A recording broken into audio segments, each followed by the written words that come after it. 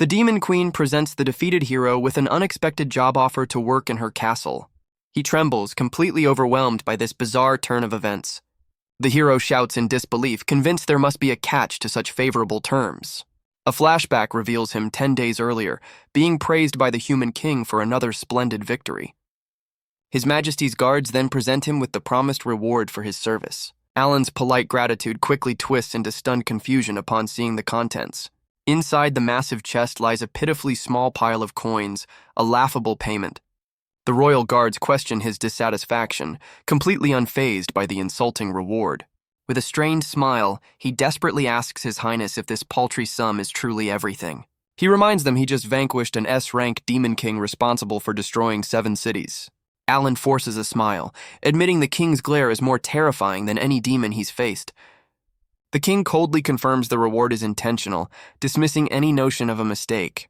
His Majesty then reveals that Alan's reward was docked to cover the expenses of the city battle. He's being charged for the city's reconstruction, a bill for the collateral damage of his heroism. Alan desperately argues the city was already a smoldering ruin thanks to the Demon King before he even got there. His fight simply finished the job, shattering what was already broken beyond repair. The king's fury erupts, his voice booming with indignation at the hero's excuses. He berates Alan for not luring the demon away to prevent further destruction. Completely blindsided, Alan questions his own title as the kingdom's #1 hero. The king's final crushing argument implies that a true hero should have lived up to those expectations. With a grimace, Alan concedes the point, while his inner fury threatens to boil over. The king delivers a final, condescending warning, telling him not to disappoint the crown. He numbly agrees, the title of strongest hero now ringing with bitter irony. The scene shifts, showing the cold, impersonal halls of the royal palace after his departure. With the hero gone, the king's council of ministers steps forward to convene. An advisor observes that the hero's discontent is finally showing, which the king confirms was all part of the plan. Watching him depart, the council concludes that their attempts to tame the hero were a failure.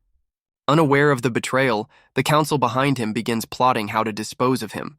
A cunning advisor suggests his removal must be spun into a heroic legend for the masses. Another minister wishes the hero would simply snap, making him a controllable weapon for their own ends. A minister scoffs, comparing the hero to a troublesome child who needs to be managed. The king narrows his eyes, determined to find a way to deal with their powerful, unruly asset. A cruel smile spreads across the king's face as a devious plan begins to form. Just then, a cloaked advisor approaches the throne, offering the perfect solution to their problem. The scene cuts away, showing the explosive force of the hero's power in another devastating battle. The flashback ends, revealing a completely drained Alan collapsing onto his bed in his Spartan room. He's startled by the sudden appearance of a maid, who has come to check on him after his return. The maid, Sarah, watches as he wearily asks to be left alone, already dreading his next call to duty. He sits in despair, realizing that in an age of endless demon kings, a hero never gets a day off.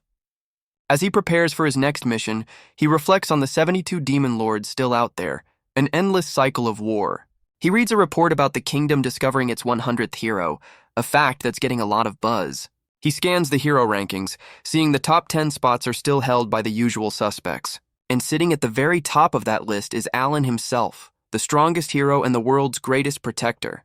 Yet despite his legendary status, he stares at his paltry pay, finding it impossibly small for the next mission.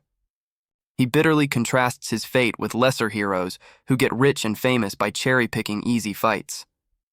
His bleak thoughts on survival are cut short by an insistent knock at his door.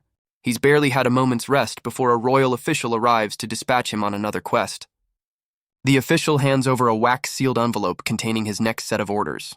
The target is the Demon Queen's castle, and the official coldly confirms the mission is no mistake. Completely bewildered by the assignment, Alan questions if they're truly sending him there. He stares at the mission details, pointing out the target is inexplicably labeled as F rank. Alan internally scoffs at being sent to fight the Demon Queen, a mission ranked for rookie heroes. The royal official confirms the insulting rank is correct, much to the hero's disbelief. Dodging questions about the king's motives, the official simply demands Alan prepare for immediate subjugation. Utterly defeated by the kingdom's blatant disrespect, he reluctantly agrees to the mission. Just then, his maid Sarah enters the room announcing that his dinner is ready. She's surprised to find him already cloaked and ready for departure, his back turned to her. Without fully facing her, he curtly explains that he's already been assigned his next commission. With a worried expression, Sarah wishes him safety and promises to await his return. He gives a short, detached reply before walking out the door to face his new bizarre quest. After a long journey, Alan finally lays eyes on the Demon Queen's imposing fortress. He rereads his orders, noting the target is Demon Lord Lilith, whose castle is at the very edge of the demon realm. Intrigued by the grand castle, he wonders what kind of demon lord would live here, especially one with such a low rank. With determined steps, he crosses the threshold into the mysterious stronghold. The castle's interior is shockingly immaculate and eerily silent, with no signs of life. He wanders the empty halls, completely bewildered by the absence of any guards or demonic presence. His mind races with possibilities, wondering if another hero or a rival demon has already cleared the place out. A sudden noise from behind a massive set of doors snaps him out of his thoughts, drawing his attention. Before he can react, the doors are blasted open with tremendous force, sending a shockwave through the hall. His eyes narrow with grim determination, ready to face whatever enemy emerges from the darkness. A mysterious voice welcomes the hero as he steps into the throne room, halting him in his tracks. The voice belongs to the Demon Queen Lilith, who sits upon her throne with an air of absolute confidence. She confirms his identity as Alan, the strongest hero, to which he cautiously agrees. Satisfied, she remarks that her invitation seems to have been delivered successfully. Alan is baffled by her mention of an invitation, having no idea what she's talking about. The Demon Queen questions his presence, wondering why he's here if not for her summons. She reveals with a cunning smile that she sent a letter to the human kingdom, challenging him to a duel. He's stunned to learn his mission was ordered by the Demon Lord herself, a completely absurd turn of events. A grin slowly forms on his face as the pieces of the puzzle finally click into place. He realizes the insulting F-rank designation wasn't the king's idea, but a specific request from his opponent. He declares he's a busy man and wants to get this over with immediately. A wave of irritation hits him as he realizes she's the reason his day off was ruined. The Demon Queen suddenly announces she has no intention of fighting him at all. He stares back in shock as she calmly repeats her refusal to battle. Completely baffled, Alan demands to know why she summoned him if not for a fight. With a cunning expression, she reveals her true purpose was to scout him. The hero can only echo the word back, trying to make sense of her claim. She then extends a formal job offer, asking the strongest hero to work under her. His mind short-circuits as he processes the absurd proposal of becoming her subordinate. Overwhelmed by the bizarre turn of events, he can only manage a hollow, incredulous laugh. The Demon Queen calmly confirms she's fully aware of his identity as a hero. Alan dismisses the idea as absurd, stating a hero would never be hired by a demon lord. He clenches his fist, reminding her of the 1,000-year war where defeat means annihilation for their people. She interrupts, explaining that she wants him precisely because he is the hero. He warns her that trying to manipulate him is a waste of time, a trick better suited for a rookie. The Demon Queen simply agrees, acknowledging everything he said is true. Her unexpected agreement leaves Alan completely speechless and confused. She then shrewdly observes that he seems deeply dissatisfied with his current situation. He reels back, wondering if she can read his mind, as he's never spoken of his discontent to anyone. She continues, accurately describing his harsh working conditions and meager pay, leaving him utterly stunned. Stunned by her insight, he demands to know how she could possibly understand his situation. The Demon Queen smirks, clarifying that she doesn't read minds, she just has her ways of knowing. His hand trembles as he internally questions her honesty, suspecting she's hiding a powerful ability. She continues her pitch, pointing out the absurdity of his last payment and how impossible it is to survive on it. With a flourish, she reveals the secret to her knowledge, a small, unassuming magic tool. She explains that this one-time use item let her peer into his true thoughts from a great distance. The Demon Queen lays out his harsh reality. He's a hero who can't demand a living wage, yet a human who needs one to survive. She warns that his current path will only lead to burnout, but he weakly tries to deny it. Despite her painfully accurate assessment, his resolve begins to harden. He defiantly declares his identity as a hero, refusing to be tempted by her sweet talking. He accuses her of being just another tyrant, using her power for selfish personal gain. The Demon Queen calmly states that she is different from all the others. With a confident smile, she reveals her true ambition, the peaceful coexistence of all races. Alan is utterly stunned, barely able to comprehend a demon lord seeking peace. She clarifies that her vision of coexistence extends beyond just humans and demons to include all other races. The hero is left completely speechless, his hair practically standing on end from the shock. She admits that achieving such a grand goal requires power, and she needs his strength to make it a reality. His mind reels, completely unable to process this unbelievable turn of events. She then lays out an irresistible benefits package, promising a salary, bonuses, and generous paid time off. A scale appears in his mind, weighing his title as hero against the incredibly favorable terms of the Demon Lord's offer. Alan shouts his refusal, but the Demon Queen assures him that demons are honor-bound to their contracts. Undeterred, she smiles confidently and prepares to repeat her irresistible offer. The hero struggles to resist, admitting her tempting words are starting to break through his defenses. Her voice echoes with a grand declaration, officially hiring him under these incredible conditions. He kneels before her, completely overwhelmed by the greatest dilemma of his life. Sensing his hesitation, she sweetens the deal with free food, causing him to pop out from his hiding spot in shock. He clutches his head in turmoil, his identity as a hero clashing painfully with the tempting offer. He internally admits that if not for his title, he would have accepted her proposal in a heartbeat. The Demon Queen smirks, knowing her clever, multi-pronged attack on his resolve is proving highly effective. As a final push, she offers him a personal servant, leaving the hero utterly speechless. The Demon Queen grows impatient, wondering if her offer is still not enough to sway him. A sudden magical backlash erupts before her, startling them both. As the smoke clears, Alan stares in utter disbelief at what he sees. The imposing Demon Queen has been replaced by a small childlike version of herself. She panics, realizing her 5-minute transformation has just worn off. The hero is completely baffled by this sudden and bizarre development. He accuses her of deception, but she nervously insists she is the real Demon Lord, just inexperienced. She bristles with indignation when he questions her identity as Demon Lord Lilith. Alan struggles to comprehend why the mighty Demon Lord is now a child. Their eyes meet in a tense standoff, the power dynamic completely upended. The hero and the tiny Demon Lord are locked in a moment of shared disbelief. Just then, 3 other heroes stride into the throne room, interrupting the bizarre standoff. They declare they've been sent by the king to provide assistance. One of them explains the king was concerned for Alan's safety after he accepted the duel. Alan eyes them suspiciously, questioning the true nature of their assistance. A burly hero smirks, then points out the child, asking if she's the Demon Lord. The group acknowledges her young appearance, but agrees she's still a threat that must be dealt with. Their shadows loom menacingly as they announce their plan to subjugate her on the spot. As the Demon Queen recoils in fear, Alan steps in, telling the others to stand down and leave it to him. He turns to face the newcomers, dismissing them and insisting he can handle the mission alone. Alan confidently tells the other heroes to leave everything to him, but the lead hero coldly informs him that it's not that simple. A blade suddenly pierces Alan's chest, leaving him in utter shock. He turns to see his fellow hero driving the sword deeper, a look of betrayal on his face. The knight reveals their true mission was never to help, but to eliminate Alan. Staggering from the wound, Alan struggles to comprehend what's happening. Another hero explains this is a direct order from the king, who has branded Alan a traitor. The burly hero mocks him, laughing at how the #1 hero's pay is less than theirs. As his consciousness fades, Alan can barely process their cruel words. He desperately clings to the belief that His Majesty would never issue such an order. The traitorous hero reveals the king's true fear. Alan had simply grown too powerful to be controlled.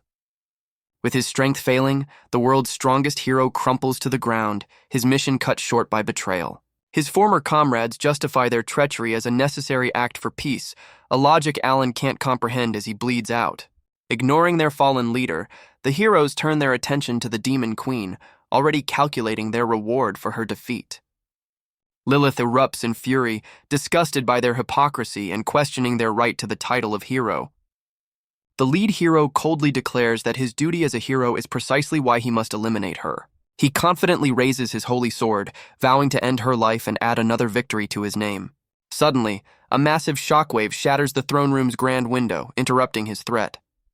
All 4 of them whip around, stunned by the unexpected and powerful disturbance. The hero stares in disbelief as he realizes his legendary holy sword has been inexplicably broken. The traitorous hero stammers in disbelief, unable to comprehend what's happening. Alan rises to his feet, disappointed that they severely underestimated his resilience. He casually explains that a simple stab to the heart is hardly a threat to him anymore.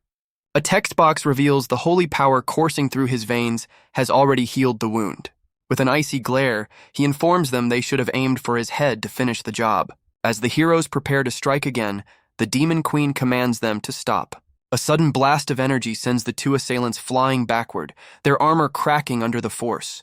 Their faces contort in pure shock, completely unprepared for this new development. The tiny demon lord presents Alan with a new holy sword, declaring their impending defeat. Now armed with a legendary blade, Alan strikes a powerful pose, ready to face his betrayers. He now wields the primordial holy sword, a blade crackling with immense sacred energy. It's revealed to be the pinnacle of all holy weapons, the ultimate force against evil. With his new weapon in hand, he turns to the Demon Queen and announces his decision to accept her job offer. He rephrases his acceptance with a smirk, clarifying that he has officially been hired. The Demon Queen's face lights up with pure joy and disbelief at his confirmation. One of the betrayers erupts in fury, unable to comprehend a hero siding with a demon lord. Alan calmly turns the question back on them, questioning their sanity for the assassination attempt. He lays out his realization. The king saw him as a threat to be eliminated for his own selfish reasons. His gaze hardens as he poses a chilling question, blurring the lines between hero and villain. He officially renounces his title, declaring that if they are heroes, he wants no part of it. He dedicates his sword to his new cause, vowing to fight for his own self-interest as the Demon Lord's champion. A wave of sheer power erupts from him, sending his former comrades staggering back across the ruined floor. The Demon Queen watches in stunned admiration, her cheeks flushing at his display of power. Reflected in their terrified eyes, his former comrades struggle to stand against the immense pressure. He offers a sliver of mercy, giving them exactly 1 minute to flee. His gaze sharpens with a clear warning. Their time is running out, and so is his patience. Without a moment's hesitation, the terrified traitors turn and flee through the massive doors. Once they're gone, he lets out a weary sigh, the weight of his decision settling in. He quietly accepts his new reality, acknowledging that his life as a hero is officially over. The Demon Queen questions his mercy, but he confirms their escape is intentional. They are now his messengers to the king. He reflects on his monumental decision, feeling an unexpected sense of relief and freedom. Surrounded by shattered chains, he stands unburdened, finally free from the kingdom's control. His mind immediately drifts to the simple luxuries he's been promised: a bed, a meal, and a proper salary.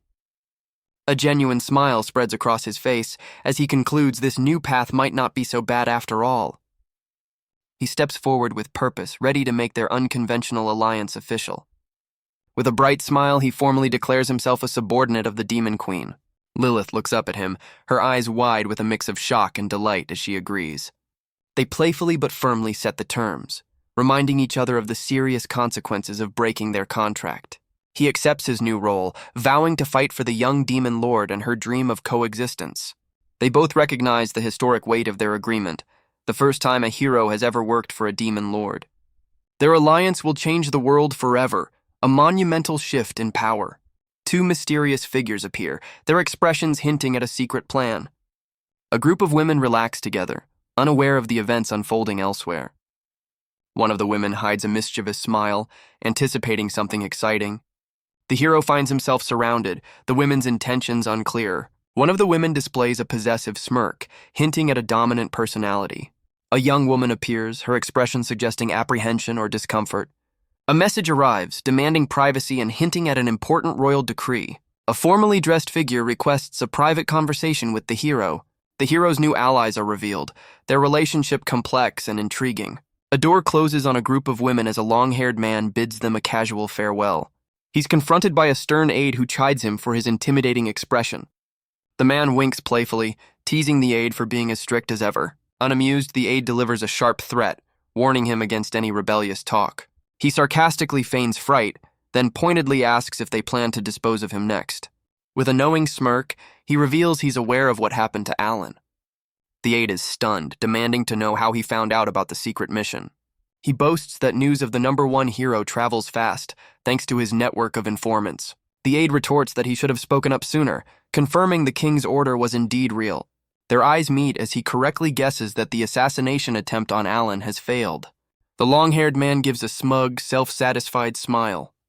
He asks the aide for complete honesty so he can formulate a proper strategy. She glares back, her patience clearly wearing thin with his attitude. He speculates that the king simply chose the wrong rookie heroes for the assassination. With a sly look, he clarifies he's not mocking the king, just calling him naive. The aide warns that this unprecedented alliance between a hero and a demon lord threatens the crown's authority. He correctly infers that the king now wants him to clean up the mess. She confirms the order, blaming the previous heroes for the failure and dismissing any concerns about the target. A cunning smile appears as he notes that the demon lord working with Alan is a female. He casually accepts the mission, declaring he has no issue eliminating Alan, but only because he's a man. Just as the aide turns to leave, the long-haired hero stops her, insisting they discuss his payment first. She asks with a weary expression if he'll be taking his usual unconventional reward. He holds up a finger, explaining that since this mission is tougher, his price has gone up significantly. With a smug grin, he demands 100 beautiful women as his prize for taking on Alan. The aide coldly agrees to inform the king of his outrageous request before taking her leave. Walking away, she sighs in disgust, wondering how such a man could ever be considered a hero. A profile reveals this is Hero Siegs, ranked 7th, a notorious womanizer with a reputation for collecting admirers. The aide quietly expresses her hope that he might just fail this mission. She recalls his history of demanding women as trophies, amassing a personal harem that will soon number over 1,000. The scene cuts back to the Demon Queen's castle, the stage for the impending conflict. The Demon Queen admits to herself that this entire situation still feels like a dream. Alan stretches with a look of pure relief, celebrating his newfound freedom from the kingdom. Lilith reflects that regardless of how it happened, his life as a hero is over and a new one is beginning. He turns to her with a serious expression, stating that she still has a lot of explaining to do. But before she can answer, he holds up a hand, indicating there's something more important to address first. She panics, insisting she's already told him all the terms, while he calmly confirms that he knows. Impatiently, she shoves the official contract forward, demanding he sign it immediately. The contract is revealed to be an old-fashioned demon pact, one that requires blood to be ritually binding. He reviews the surprisingly modern terms, including a 2-year contract, set work hours, and paid holidays. When he gets to the retirement clause, she shyly admits she hopes he never chooses to leave. He decides the contract is good enough despite some minor flaws he's noticed. He warns her that he has questions, and his final decision depends on her answers. The Demon Queen reminds him of his promise to quit being a hero and join her side. He observes that her current form is not only small, but also possesses surprisingly weak magical power. She reluctantly asks what he wants to confirm, bracing herself for his questions. He internally notes that beyond her horns, she looks like an ordinary, albeit pretty, young girl. She nervously asks him to clarify, questioning what her previous appearance has to do with anything. She defensively insists she has plenty of experience as a demon lord, despite his clear skepticism. He points out the obvious discrepancy, reminding her she was a mature woman when they first met. He questions if she has a transformation ability, and she confirms that the older version was indeed her mature form. He connects the dots, asking if her parent was also a demon lord, which she confirms. She clarifies the transformation item is a memento, an inheritance from her father. She confidently tells him he surely knows the name of the most infamous demon lord of all. The hero's mind races, connecting her words to the most infamous of them all, the great demon lord Satan. He struggles to process the revelation, and she calmly confirms she is Satan's daughter. She explains her father was the strongest demon king a century ago, and she became a demon lord to fulfill his true dream of coexistence.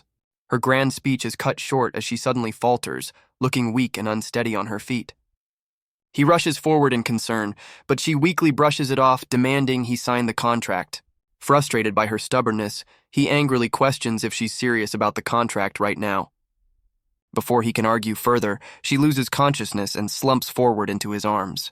He holds the unconscious demon queen, wondering if she's simply exhausted. With a sigh, he decides his questions will have to wait for another time. Carrying his new boss, he leaves the ruined throne room to find her a place to rest.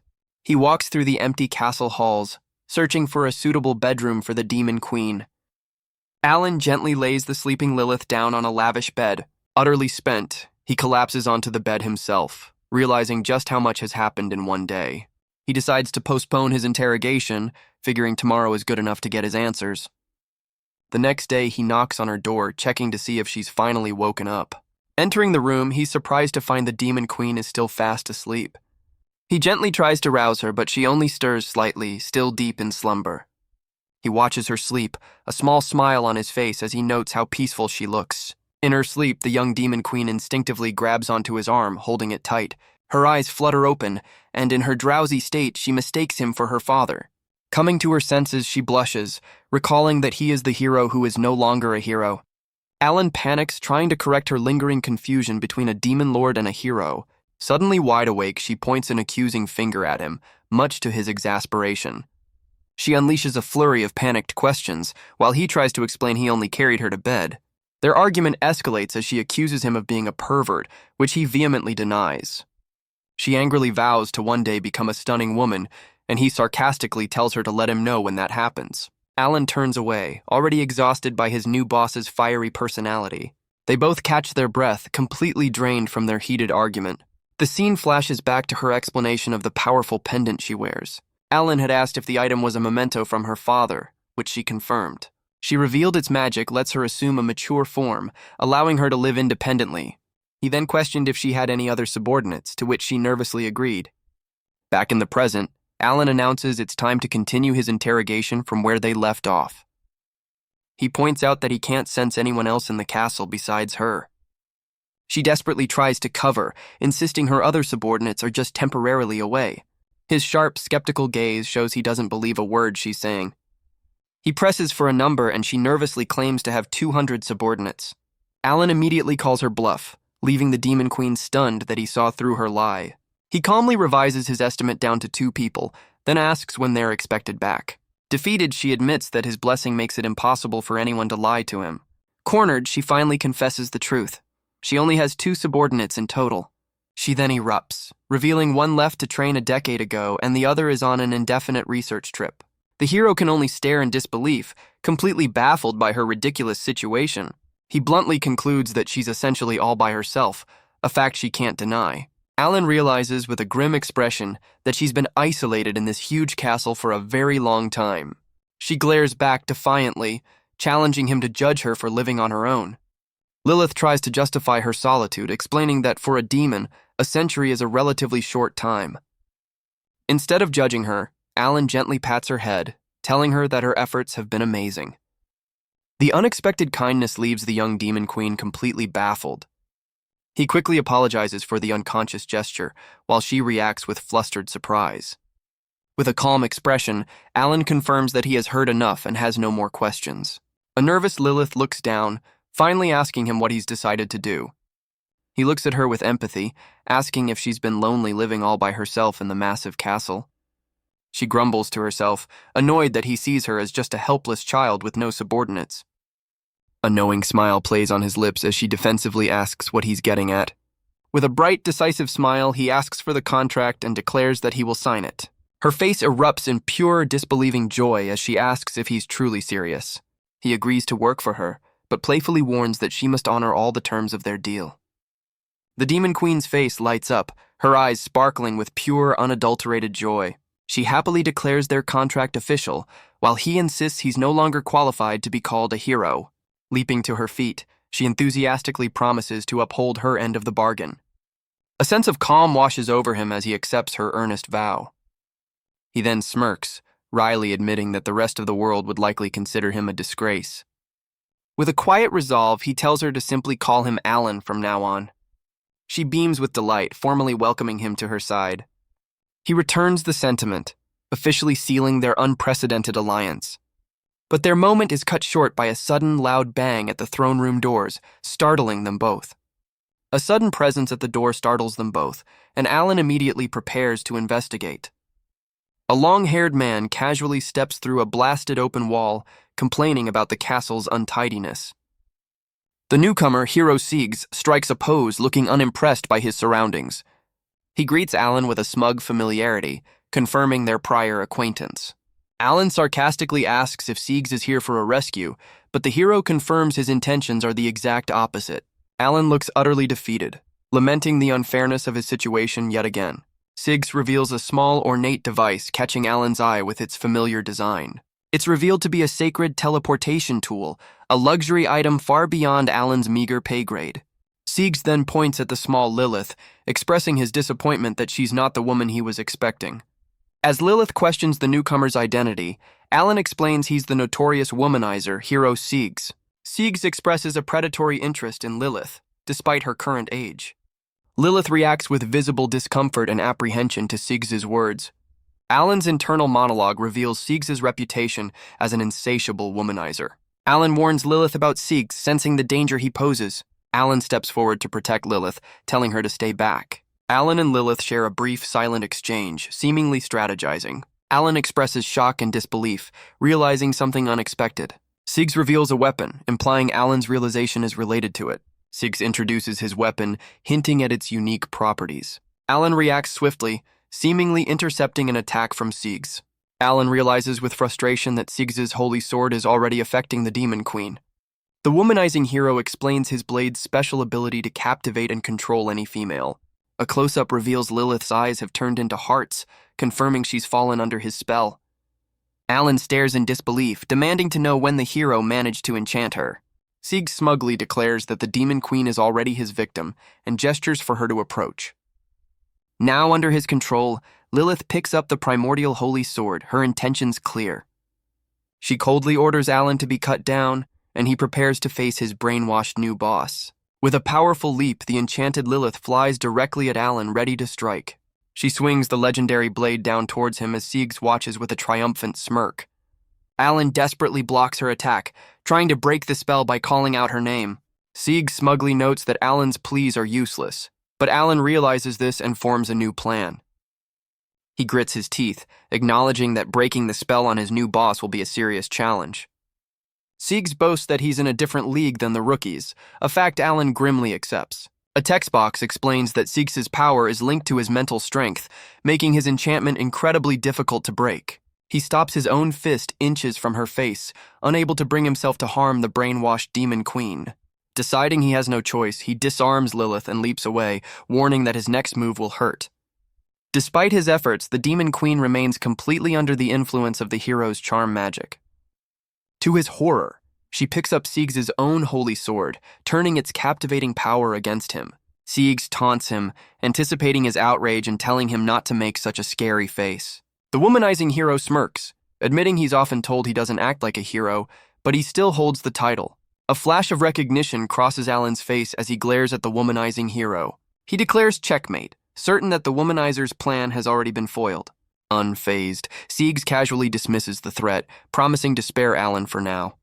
With a grand gesture, he proposes an alliance, inviting Alan to join forces with him.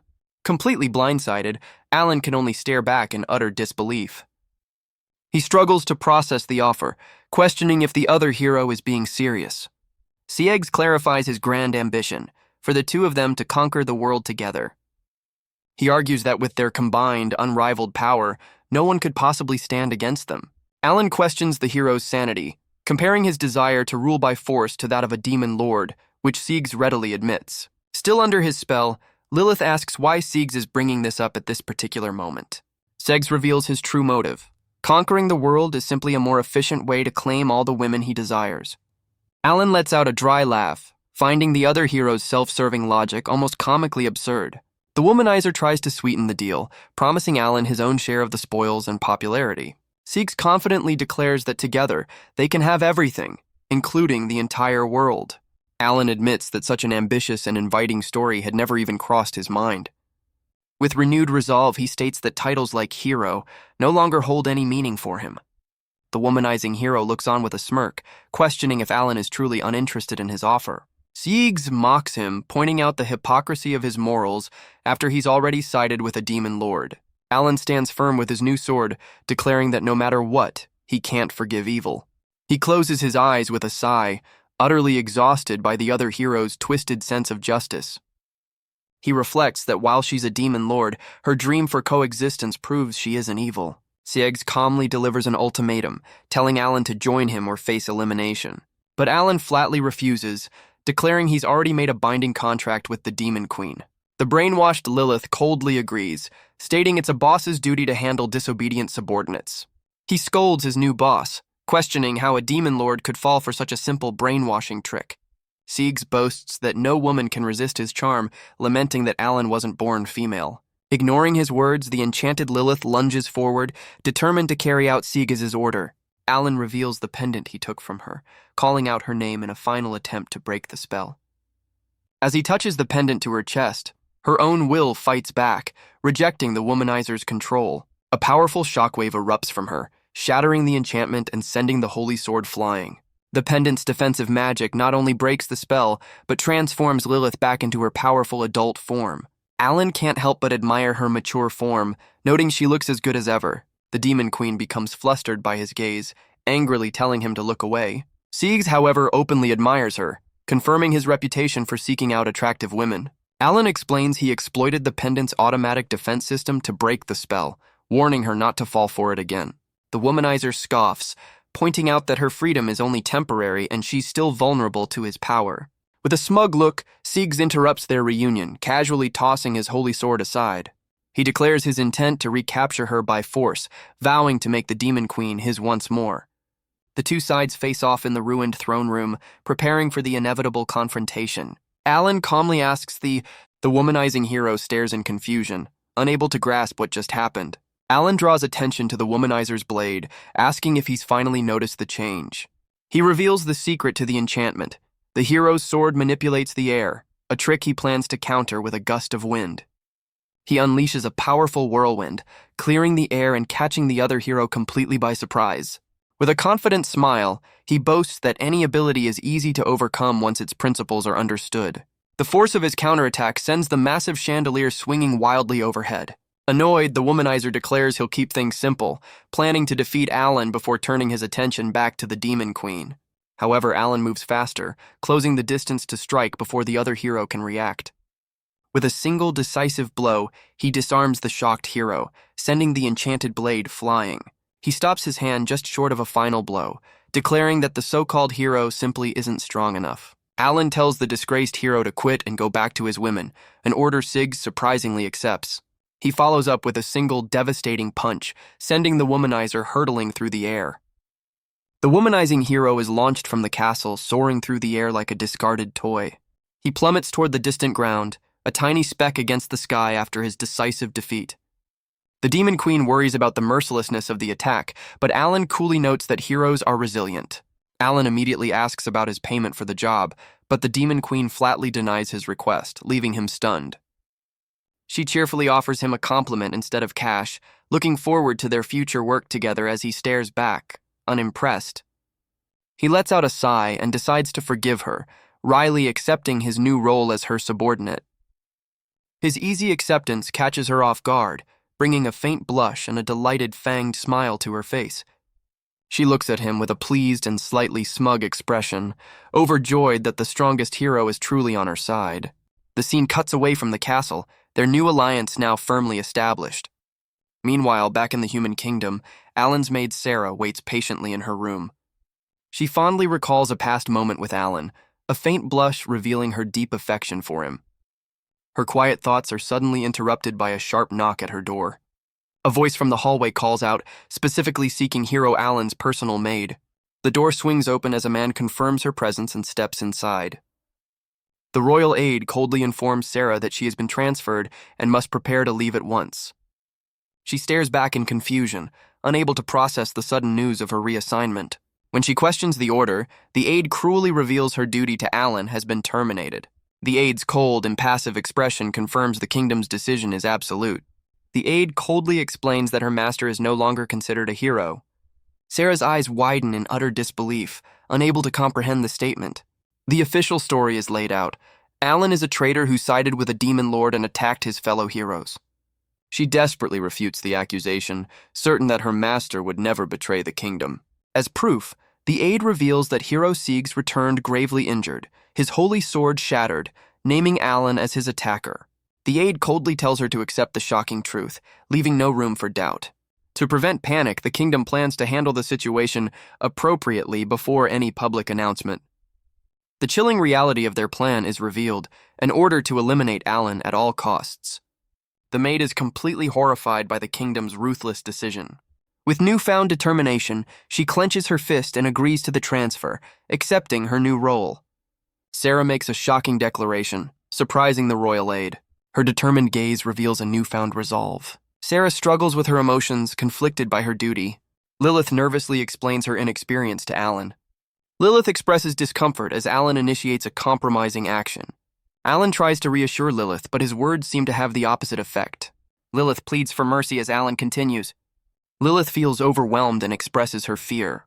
Alan checks the time, seemingly unfazed by Lilith's distress. Alan declares the end of their training session. Lilith protests the indignity of being collared, but Alan explains it's the only way to keep her from fleeing. She complains about being pushed to her limits while he criticizes her lack of resolve during their training. He turns the tables, pointing out that she's the one who has broken all her promises. A list reveals that none of the contract's terms, holidays, meals, or a servant, have been honored.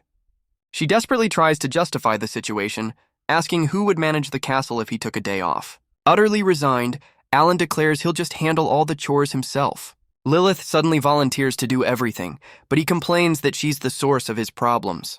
He clenches his fist, arguing that leaving the chores to her would only make things worse. He reminds her that he also lives there and expects a clean home and proper meals. The young demon queen reluctantly concedes, finally understanding his basic requirements. Alan encourages Lilith's growth with basic advice on well-being and training. He sets a condition for their arrangement, requiring her obedience until she fulfills her promises. Lilith agrees to begin training the following day, eager to prove herself. She nervously confirms her understanding and willingness to comply. Lilith tries to renegotiate the servant clause, offering immediate action for reconsideration. Excited by the prospect, she rushes off to prepare, leaving Alan slightly bewildered. Alan questions the meaning of her hasty preparations, sensing something unexpected. Lilith returns, dressed in a maid outfit, surprising Alan with her interpretation of servant. He dismisses her attire, urging her to focus on training instead of role-playing.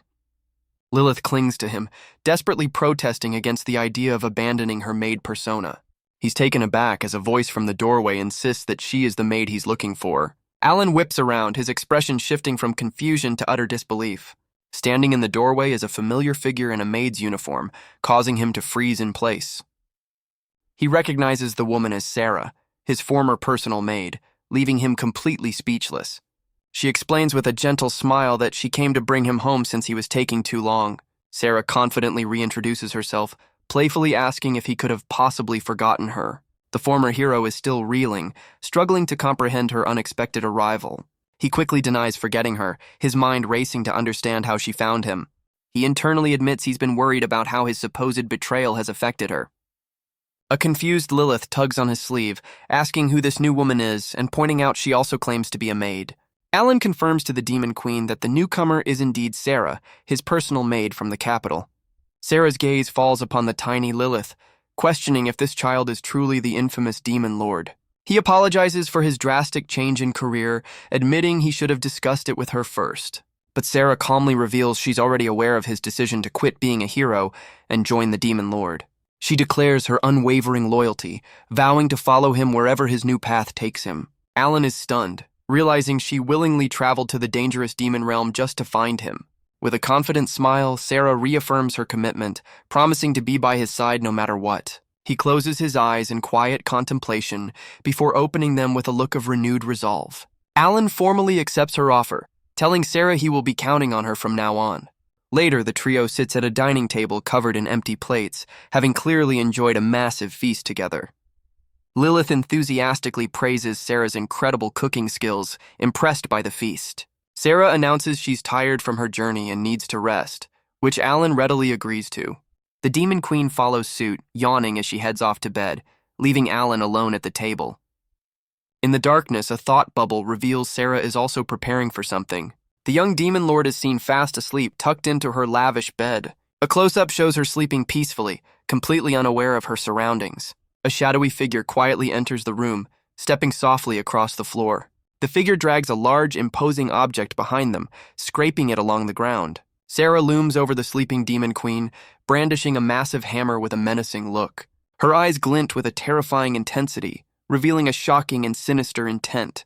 But her sinister plan is interrupted as she questions the person who just caught her in the act. Alan stands with his arms crossed, his expression a mixture of disappointment and stern disapproval.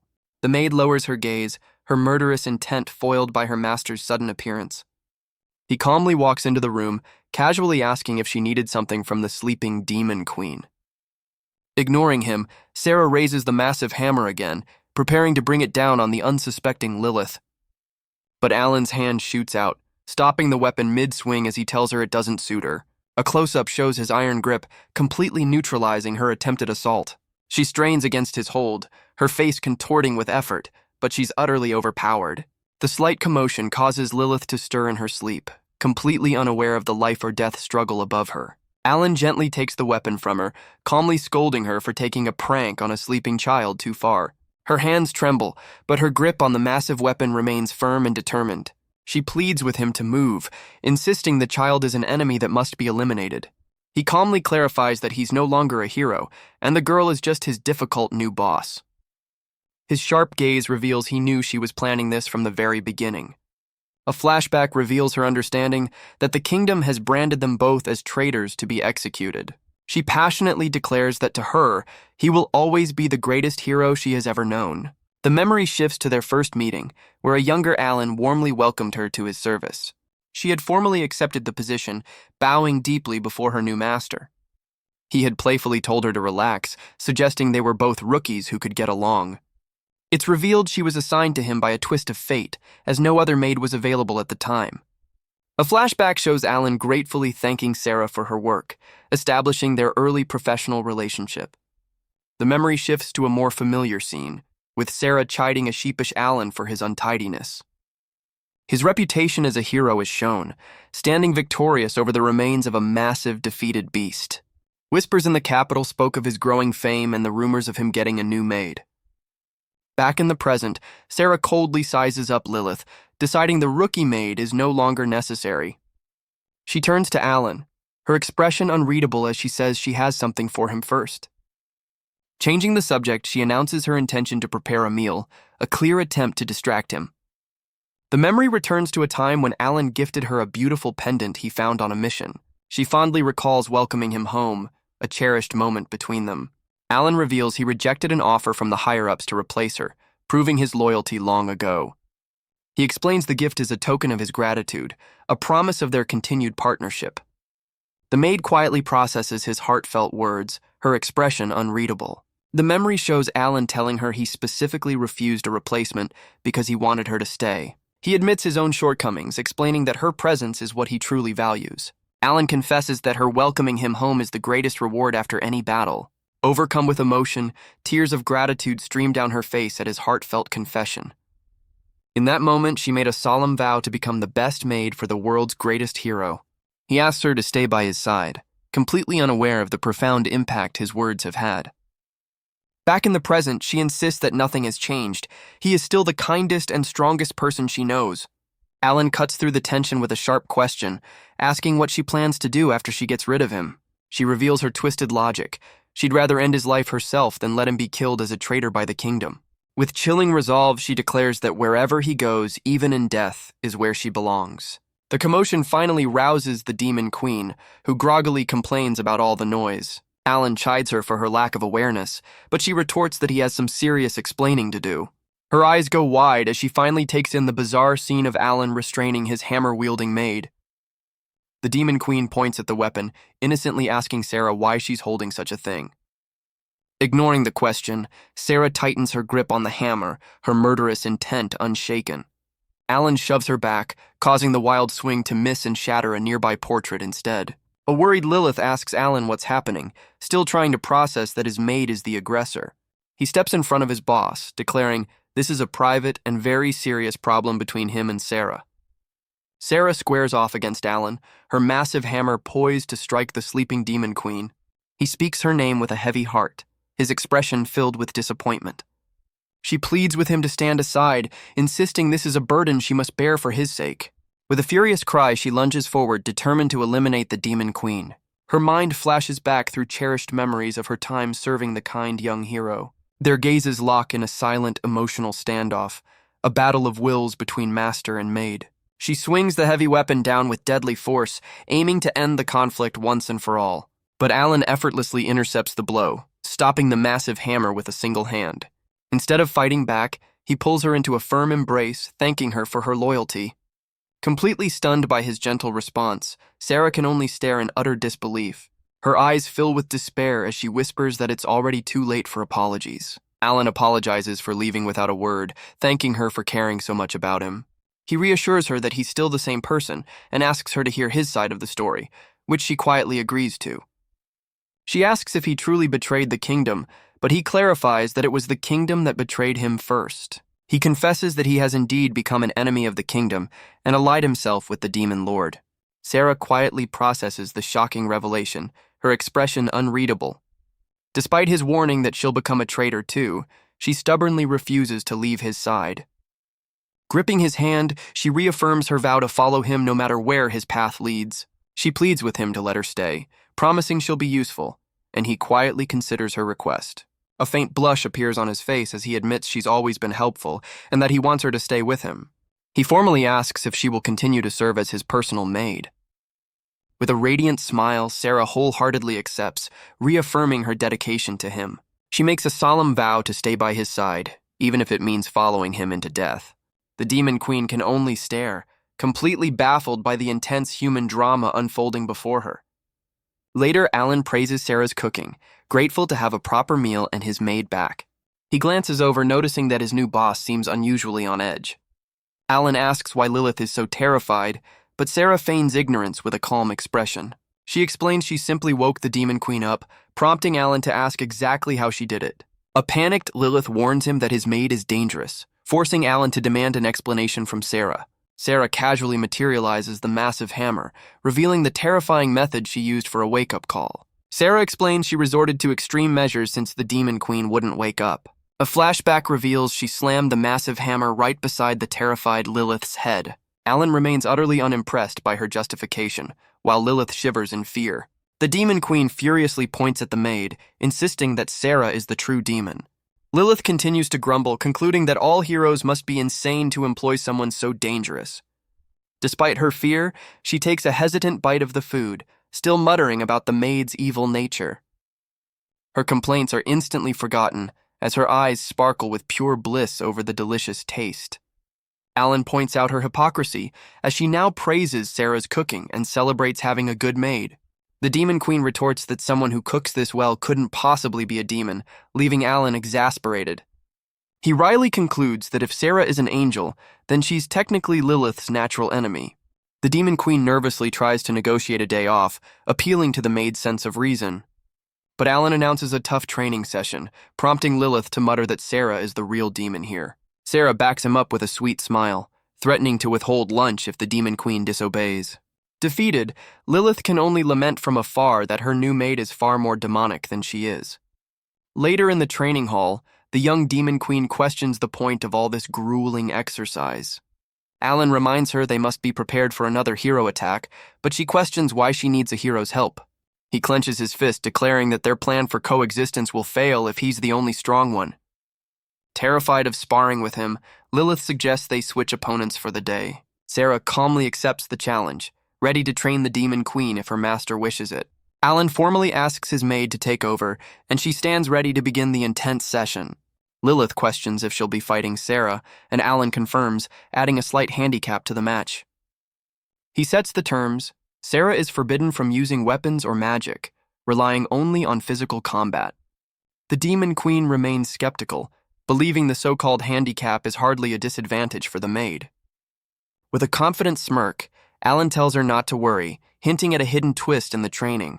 Feeling overconfident, Lilith sees this as a perfect opportunity to take out her frustrations on the maid. Sarah calmly accepts the challenge, bowing her head as she prepares for the sparring session. As the maid prepares, Alan gives her one final instruction. Show the Demon Queen no mercy. Lilith eagerly shouts for the fight to begin, completely unaware of what she's just signed up for. The two opponents face off in the training hall, with Sarah now wielding her signature massive hammer. Alan officially starts the match, giving them a strict 5-minute time limit to prove their strength. The Demon Queen eagerly declares she's ready, while Sarah calmly confirms her own readiness. With a sharp clap of his hands, Alan officially begins the sparring match. Sarah immediately questions if Lilith plans to fight in her small, childlike form. In a flash of light, Lilith transforms into her powerful adult form, ready for a real fight. She smirks, warning the maid to blame Alan for the harsh lesson she's about to deliver. Sarah calmly accepts the challenge, stating it's her duty to fulfill her master's orders. The Demon Queen taunts her opponent, but her bravado hides a flicker of genuine shock. Sarah opens with a devastating hammer strike that shatters the floor, but Lilith narrowly evades it. The maid calmly compliments the Demon Queen's dodge, as Lilith gasps in surprise at the attack's power. Before Lilith can recover, Sarah closes the distance and unleashes a barrage of swift, unarmed strikes. The Demon Queen leaps back, narrowly avoiding the maid's surprisingly swift attack.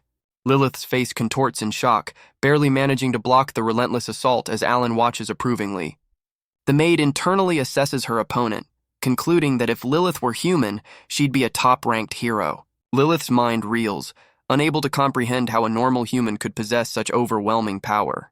Sarah's eyes gleam with pride, honored by her master's praise for her combat prowess. A reveal explains Sarah's secret.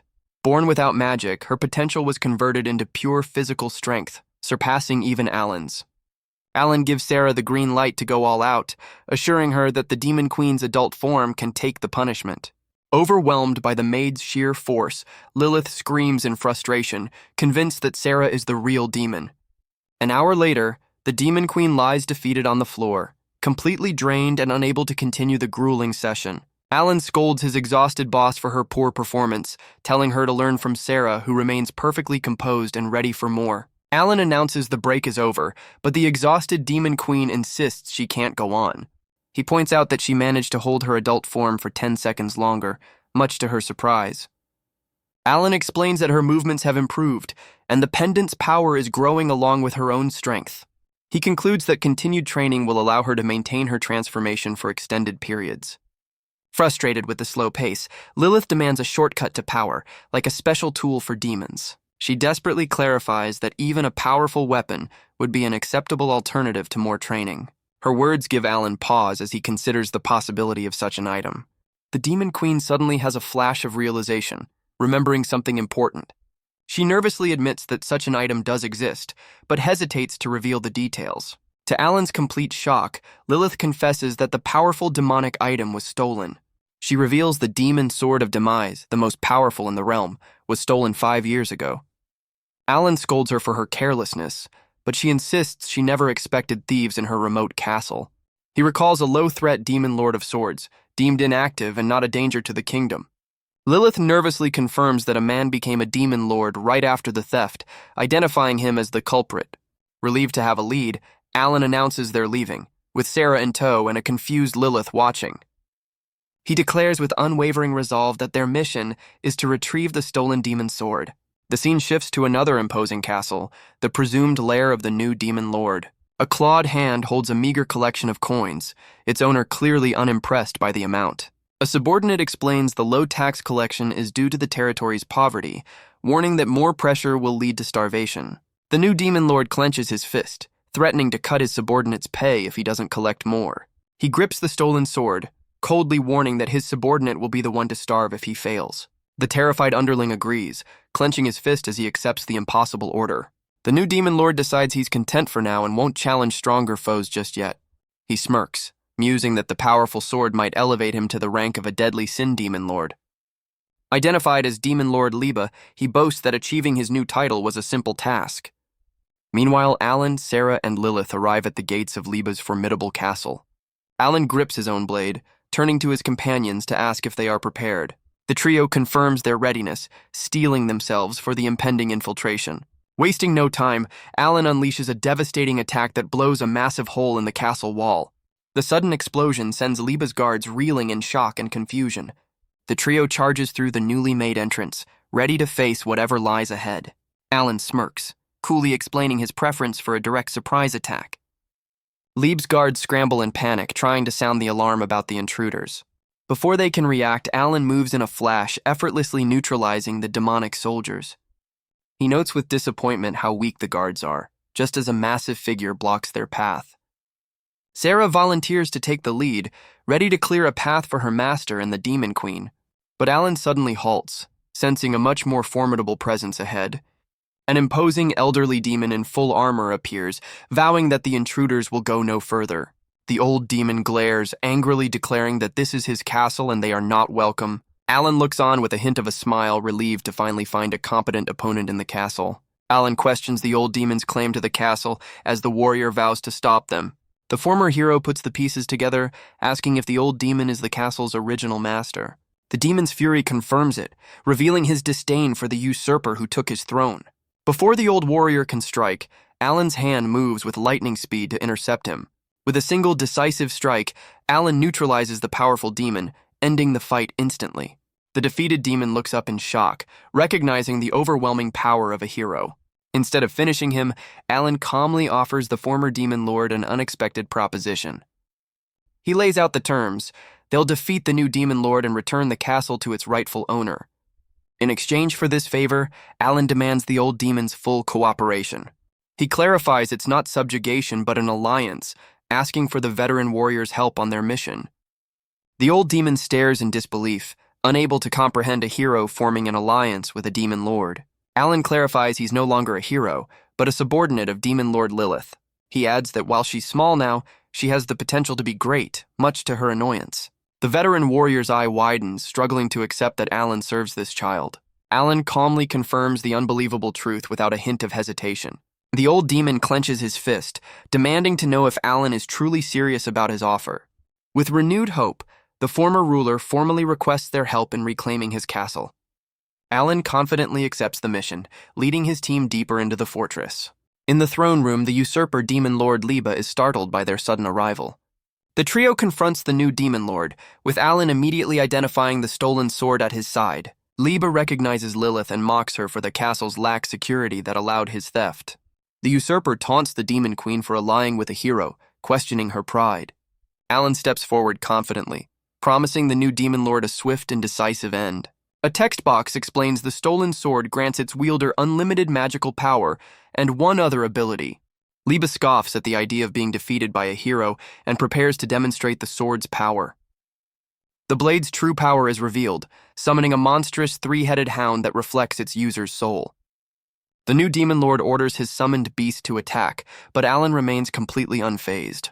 As the massive beast lunges, it begins to sparkle and dissipate before it can even reach them. Alan smirks at the stunned Demon Lord, questioning if this pathetic creature is the true measure of his strength. With a triumphant grin, Alan declares that the usurper is completely unworthy of his stolen title. The usurper boasts that his summoned beast is invincible as long as he remains standing. As the creature reforms, Alan understands that defeating the master is the only way to win. He confidently tells Lilith to handle the Demon Lord while he keeps the monster occupied, and she accepts. Liba scoffs at the small demon queen, mocking her for attempting to challenge him. With a look of pure determination, Lilith declares that she is more than capable. The new demon lord sneers, telling her to run home before she gets hurt. Lilith's fist tightens as she reveals the stolen blade belonged to her father. She lunges forward, declaring that a weakling like him is unworthy of wielding such a weapon. The usurper's eyes widen in disbelief as he sees her transform into her adult form before him. Stunned by her sudden growth, he can only watch as she furiously demands the return of her family's sword. The usurper swings the stolen blade, unleashing a wave of dark energy as he insults the demon queen. Lilith effortlessly dodges the attack, which shatters the floor beneath her. She closes the distance, declaring that he is misusing her father's powerful weapon. With a single powerful punch, she sends the new demon lord reeling. The demon queen furiously demands the return of her family's heirloom. Her powerful strike sends the usurper flying through the castle wall and out into the open sky. He tumbles helplessly through the air, completely defeated by her overwhelming strength. The disgraced demon lord becomes a tiny speck, launched far away from the castle. The stolen demon sword of demise clatters onto the throne room floor, its wielder vanquished. Alan calmly congratulates Lilith, who now holds her reclaimed ancestral weapon. The demon queen looks on with a smug expression, her mission now complete. She grips the hilt of her reclaimed family heirloom, feeling its familiar power.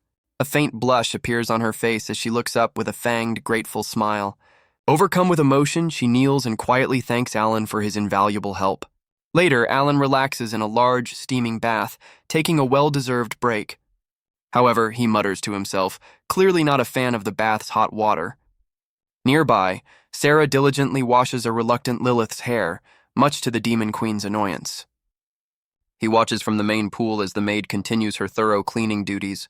A flashback shows them working together to subdue the remaining forces and restore order to the territory. With the territory secured, Lilith officially forms an alliance with the veteran demon lord Agaris. Agaris reminisces about his past, revealing he and Lilith's father were once rivals. He explains their rivalry eventually forged an inseparable bond, leading her father to propose an alliance. Lilith asks what convinced the veteran warrior to join forces with her father. Agaris reveals her father's reason was the same as Alan's, to help each other in times of need. The old demon fondly recalls how her father would offer help without expecting anything in return. He sees the same spirit in Lilith, declaring she is truly her father's daughter and will become a great lord. With a warm smile, the veteran warrior admits he looks forward to seeing her grow. Inspired by his words, the Demon Queen vows to become a great ruler just like her father. The scene returns to the bath, where it's revealed Sarah had to force the reluctant Demon Queen to get clean. Alan covers his face in disgust, bringing the story back to the present moment in the steamy bath. Lilith complains about the bath, but Sarah insists on a thorough cleaning while Alan watches from the main pool. He teases his boss, telling the protesting Demon Queen to let Sarah wash her since she's still just a child. Angered by his comment, Lilith stands up and demands he turn around to face her. To prove her point, she defiantly transforms, insisting she is not a child. He hesitates, flustered by her insistent demand for him to look her way.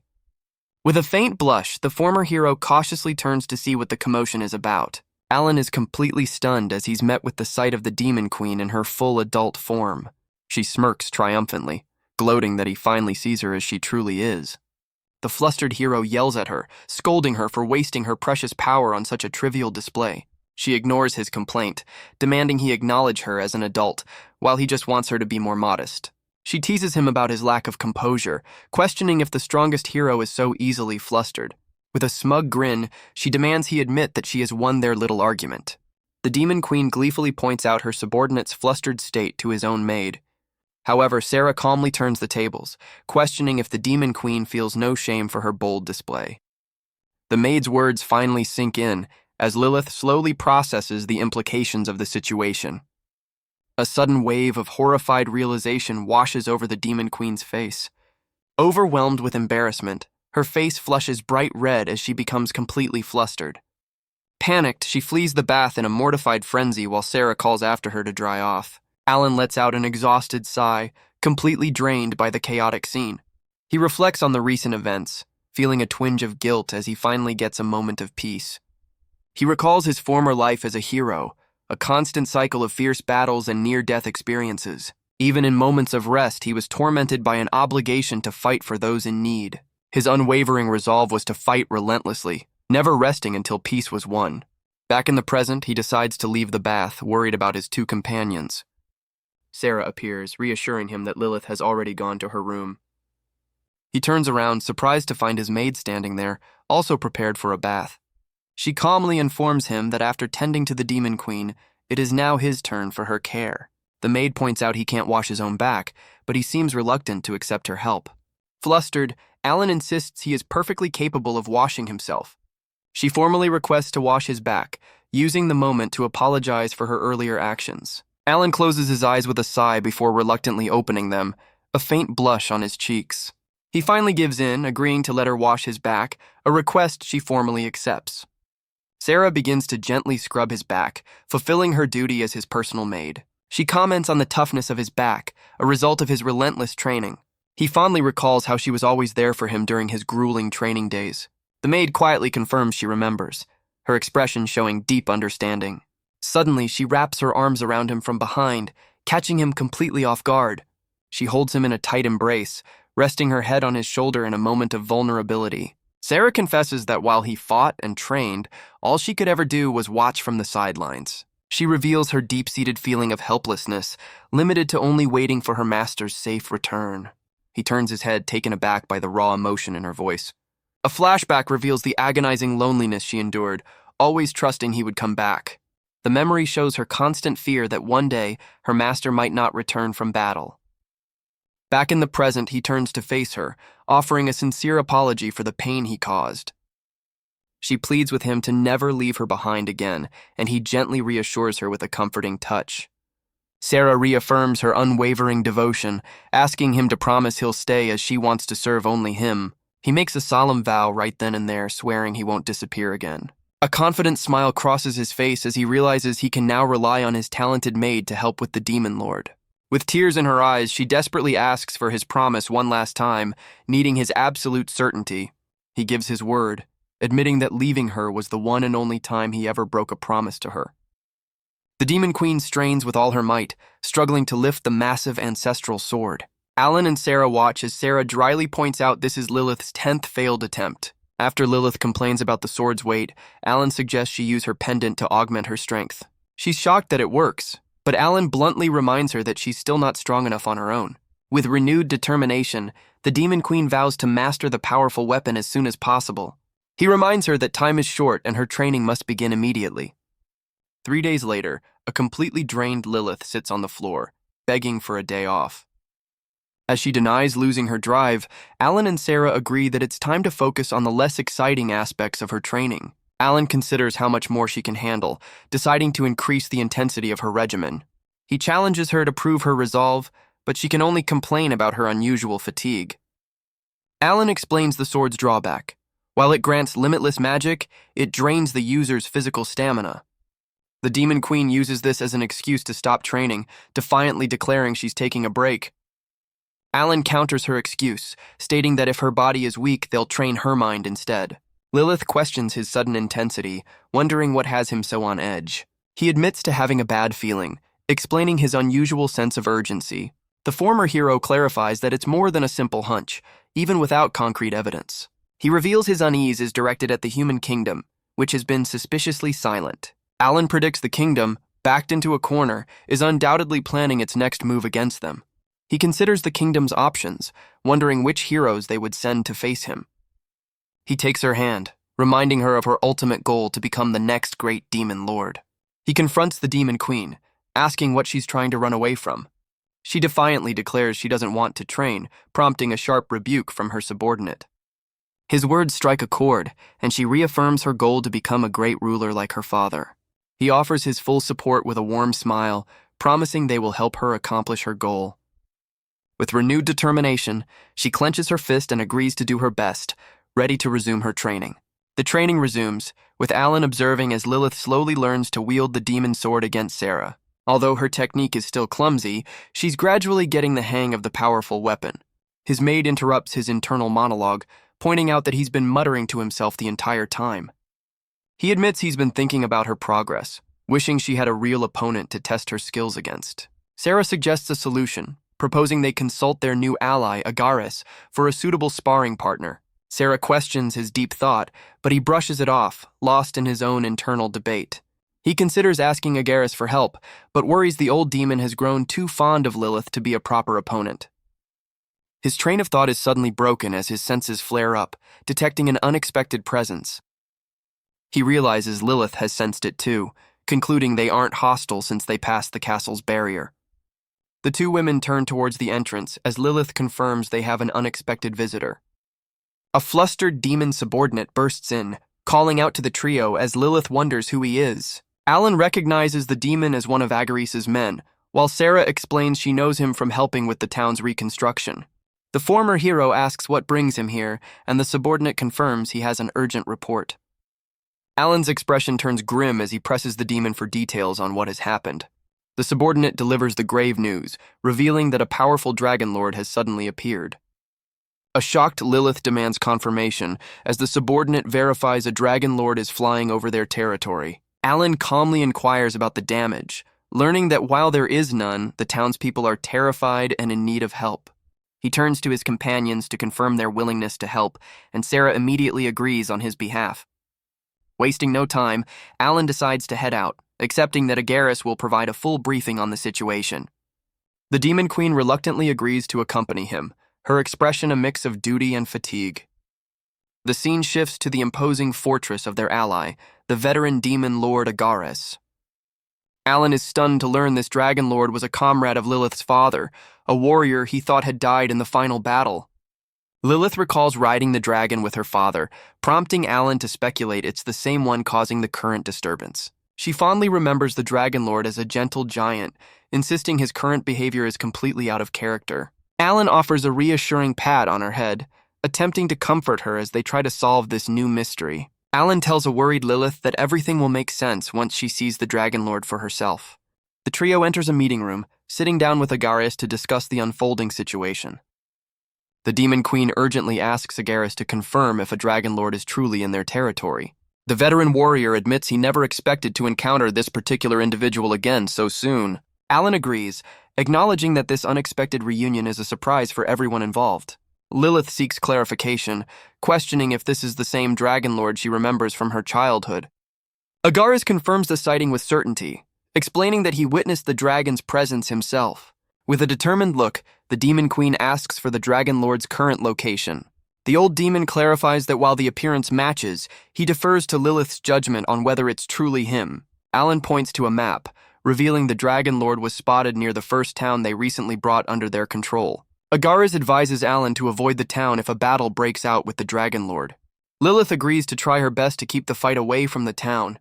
Alan thanks Agaris for his continued support and apologizes for needing his help again. Lilith reassures Alan that they are in this together and will face any trouble as allies. Agaris expresses concern for their safety and urges them to be careful. Lilith sees the encounter with the Dragon Lord as a test of her leadership. The trio arrives at the town, finding it surprisingly calm and peaceful. Alan is surprised by the town's tranquility, expecting a more chaotic scene. A demon recognizes Alan from a previous encounter, sparking his curiosity. Lilith questions the situation, confused by the demon's sudden appearance and gratitude. The Demon Queen angrily corrects a local demon who mistakes her for Alan's daughter. She learns the dragon has been circling for days, yet the townspeople seem unusually calm. Alan notes the discrepancy with Agaris' report, as the demon admits his initial fear has faded into curiosity. Realizing they have incomplete information, Alan decides they must investigate the dragon's behavior firsthand. He theorizes the dragon isn't hostile, but is instead searching for something specific in the area. Their conversation is cut short as both Alan and Lilith sense a powerful presence drawing near. The former hero's instincts flare, confirming his suspicion that the situation is about to escalate. Lilith points to the sky as the townspeople gasp, announcing the Dragon Lord's arrival. The trio stands ready in the town square, the center of attention as all eyes turn upward. A magnificent and imposing dragon descends from the clouds, its massive form casting a shadow over them all. Lilith waves frantically, trying to get the dragon's attention, but Alan notes it's not responding. The former hero looks on in confusion, questioning the dragon's erratic flight path. Sarah observes the dragon's eye, calmly pointing out to her master that something is amiss. The massive creature swoops lower over the town, its presence now undeniably menacing. As the townspeople begin to flee in terror, Alan resigns himself to intervening. He looks up in surprise, realizing the dragon is descending much faster than he anticipated. A panicked Lilith continues to shout, desperately trying to make her old friend recognize her. Drawing his blade, Alan declares he will stop the dragon's advance himself. He reassures his companions with a confident look, promising not to seriously injure the beast. Grabbing both Lilith and Sarah, he warns them to brace for a rough but necessary relocation. With a fierce cry, Alan leaps into action, determined to push the massive beast back. He unleashes a powerful slash with his blade, generating a non-lethal wave of pure force. The Dragon Lord is caught completely off guard, unable to counter the hero's swift attack. A massive whirlwind tears through the sky, a testament to Alan's controlled strength. The great beast is sent spiraling through the air, completely at the mercy of the powerful vortex. Alan watches as the dragon is safely redirected, crashing into the distant mountains away from the town. His companions confirm they're holding on tight, having followed his instructions perfectly. He launches them all into the air, giving a reassuring pat to his anxious boss. The trio soars through the sky, closing the distance to the downed Dragon Lord. He gives a final order, telling them to prepare for an immediate battle upon landing. Lilith questions the dragon's strange behavior, but Alan remains silent, processing the situation. They land near the downed beast, and the Demon Queen desperately tries to call out to her old friend. Without warning, the massive dragon lunges forward, its intentions clearly hostile. A huge claw swipes at Alan, who is stunned by the sudden aggressive movement. The beast unleashes a fiery torrent, forcing the former hero to dodge in surprise. Alan skillfully parries the attack with his blade, deflecting the destructive force. His expression turns serious, realizing this is no mere misunderstanding. The Dragon Lord's eyes gleam with malice as it gathers energy for another devastating strike. A powerful beam of energy erupts from its jaws, aimed directly at the trio. Alan leaps in front of his companions, bracing himself to absorb the full force of the blast. The ground erupts where Alan stood, but he emerges from the dust cloud completely unscathed. He calmly reassures his worried companions, confirming that an attack of that level is no threat to him. Lilith stares in disbelief, unable to understand why her old friend is attacking them with such malice. The Dragon Lord lets out a furious roar, its rage echoing through the mountains. Realizing the dragon's intent is hostile, Alan prepares to get serious, promising a much harsher response. Just as the beast prepares another blast, a determined voice cuts through the tension, halting the hero's advance. To his surprise, the Demon Queen steps forward, placing herself directly between Alan and the enraged dragon. She asks him to stand down, declaring her intention to handle this confrontation herself. He warns her of the immense power they're facing, questioning if she's truly ready for this fight. With unwavering resolve, Lilith confirms she understands the risk, insisting this is a responsibility she must bear alone. Alan studies the dragon's eye, realizing something is fundamentally wrong with the beast. He admits that Lilith sees a connection he can't, a bond that transcends the dragon's current rage. With a confident smile, he agrees to let her handle it, placing his full trust in her judgment. He adds one final serious condition. She is absolutely forbidden from losing this fight. The Demon Queen accepts the challenge, calling out to the dragon as she prepares for their confrontation. The enraged beast lunges forward, its powerful wings creating a massive gust of wind. Lilith counters by soaring into the air, her ancestral sword gathering immense magical energy. She unleashes a devastating shower of light, a magical barrage aimed directly at the charging dragon. The great beast opens its jaws wide, attempting to swallow the attack whole as Lilith watches intently. Overwhelmed by the magical assault, the massive Dragon Lord is sent crashing down from the sky. The dragon crashes into the ground, overwhelmed by the Demon Queen's powerful magical assault. Despite the direct hit, the beast rises again, shaking off the damage as Lilith watches with grim determination. From the sidelines, Alan observes the dragon's resilience, acknowledging its formidable toughness. His sharp eyes spot a large, deep scar on the dragon's body, and he realizes there's more to this than just a rampage. Alan analyzes the beast's power, concluding that while it's strong, it seems weakened and its attacks are predictable. He deduces the old wound is constantly leaking magical energy, and the dragon's advanced age is hindering its recovery. Alan tries to warn Lilith of his discovery, but she fiercely confirms she already knows, and that's why she must be the one to fight. Understanding her resolve, Alan watches as she commits to seeing the battle through to its conclusion. The fierce battle continues, with devastating shockwaves from their attacks tearing through the surrounding landscape. Now, in her adult form, Lilith squares off against the dragon, her ancestral sword ready to strike. With a determined glare, Lilith declares her next attack will be the final one. She lunges forward, channeling all her power into a single decisive sword thrust. The dragon counters with a massive energy blast, meeting her attack in a blinding flash. A colossal explosion rips through the sky, with Alan watching as Lilith is caught in the blast. Sarah watches the devastating impact, her expression betraying her concern for the Demon Queen. The shockwave from their clash tears apart the landscape, a testament to their immense power. A massive sphere of energy hangs in the sky, the final result of their cataclysmic collision. The blast sends both combatants plummeting, with Lilith reverting to her child form as she falls. Alan moves in a blur, effortlessly catching his exhausted boss before she hits the ground. He praises her bravery and performance, and she responds with a smug, satisfied smile. Alan asks Lilith to approach the downed dragon, and she cautiously agrees. He clarifies that the dragon's actions were driven by its predetermined lifespan, not a desire to hasten its end. Lilith places a hand on the great beast's snout, asking if she has proven herself worthy. The Dragon Lord's eye closes peacefully, a silent acknowledgement of her strength. She gently comforts the massive creature, having passed its final desperate test. Lilith reveals a secret her father shared. Dying Dragon Lords seek a worthy guardian for their offspring. Alan looks up in confusion as a strange light begins to emanate from the dragon's body. The massive beast's form begins to dissolve, its physical body transforming into pure energy. The trio watches in stunned silence as the dragon is replaced by a large glowing egg. Alan explains this is a form of reincarnation, where the dragon is reborn and needs a protector. Alan finally understands the dragon's erratic behavior was a desperate search for a guardian. He encourages Lilith to live up to the great beast's expectations, a challenge she accepts with a confident smile. Now in her adult form, the demon queen cradles the egg, relieved that she has passed the dragon's final test. She smiles fondly, wishing she could carry the newborn dragon on her back, just as her father once did for her. The scene shifts back to their imposing castle, marking the beginning of a new chapter for the unlikely trio. Walking down the grand hall, the demon lord announces her intention to finally take a well-deserved rest. He notices her unwavering grip on the egg, dryly asking how long she intends to carry it around. Her attachment proves extreme as she carries the egg everywhere, insisting her precious new familiar must never leave her side. His concern over the egg's safety only irritates her, as she accuses him of treating her like a child once more. She lovingly hugs the egg, vowing to protect the life entrusted to her, leaving Alan to question her demonic credentials. Alan scolds the demon lord as they struggle over the egg, which she refuses to let go of.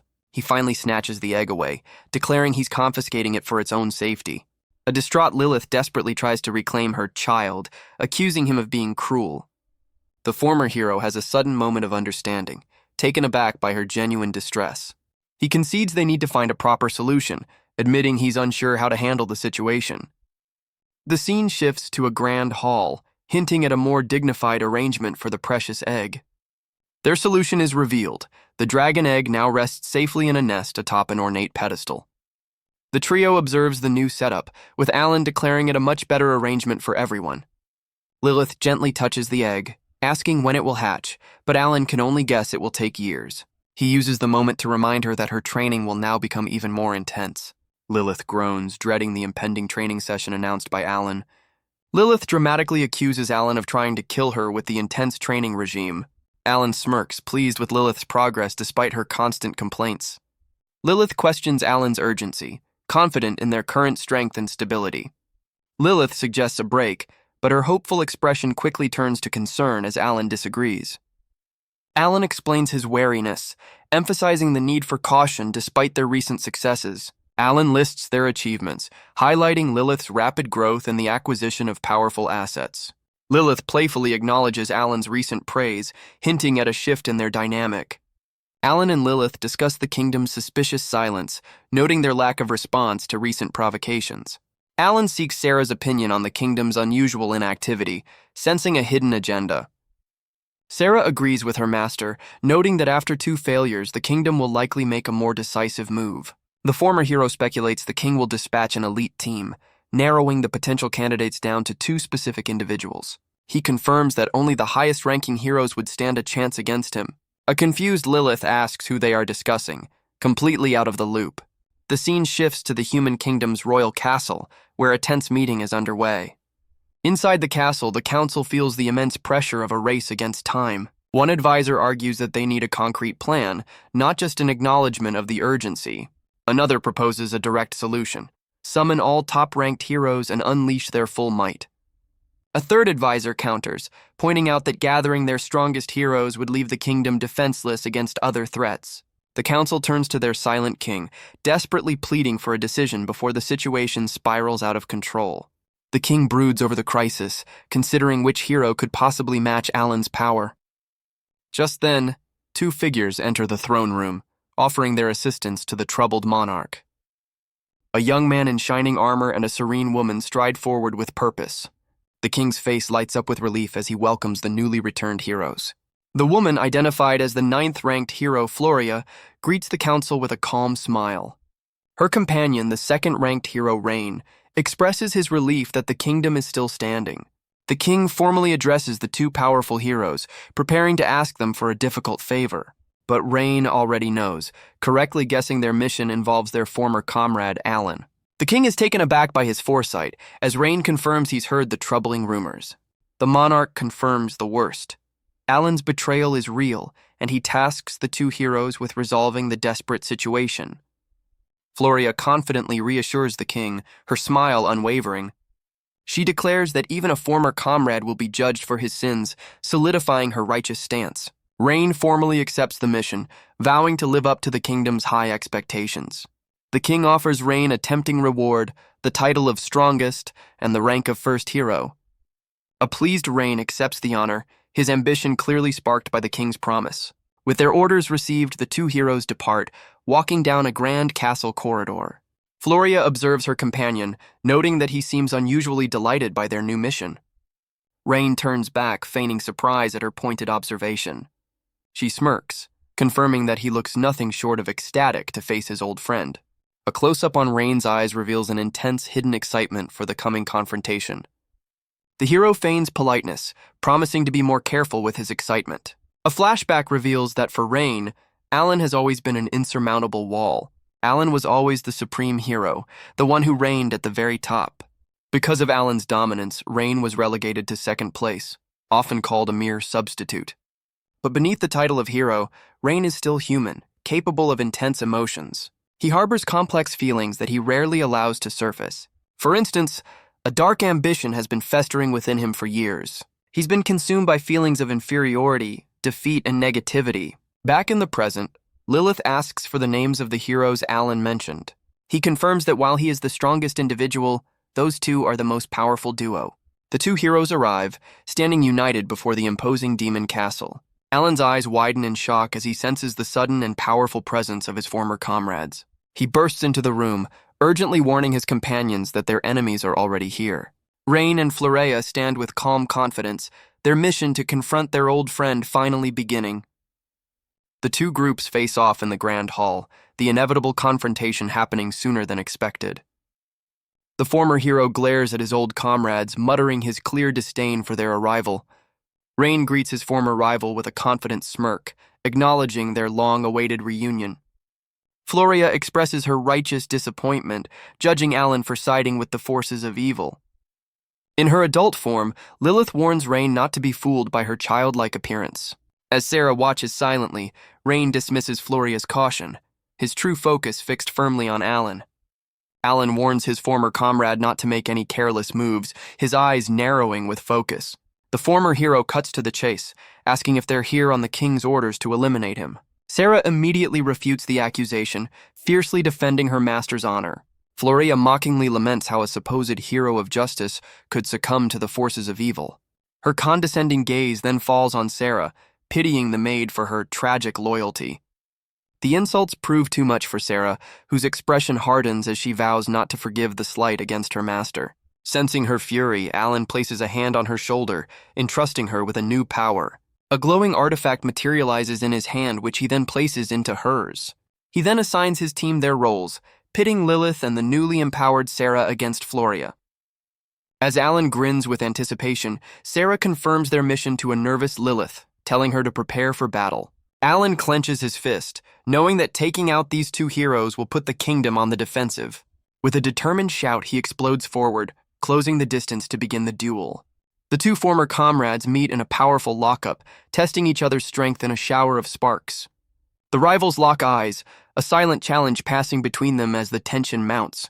They separate and then clash again in a flurry of strikes, their movements too fast to follow. With a fierce shout, Alan pushes forward, putting all his strength into the exchange. Rain unleashes a powerful counter, sending Alan skidding backward to avoid the blast.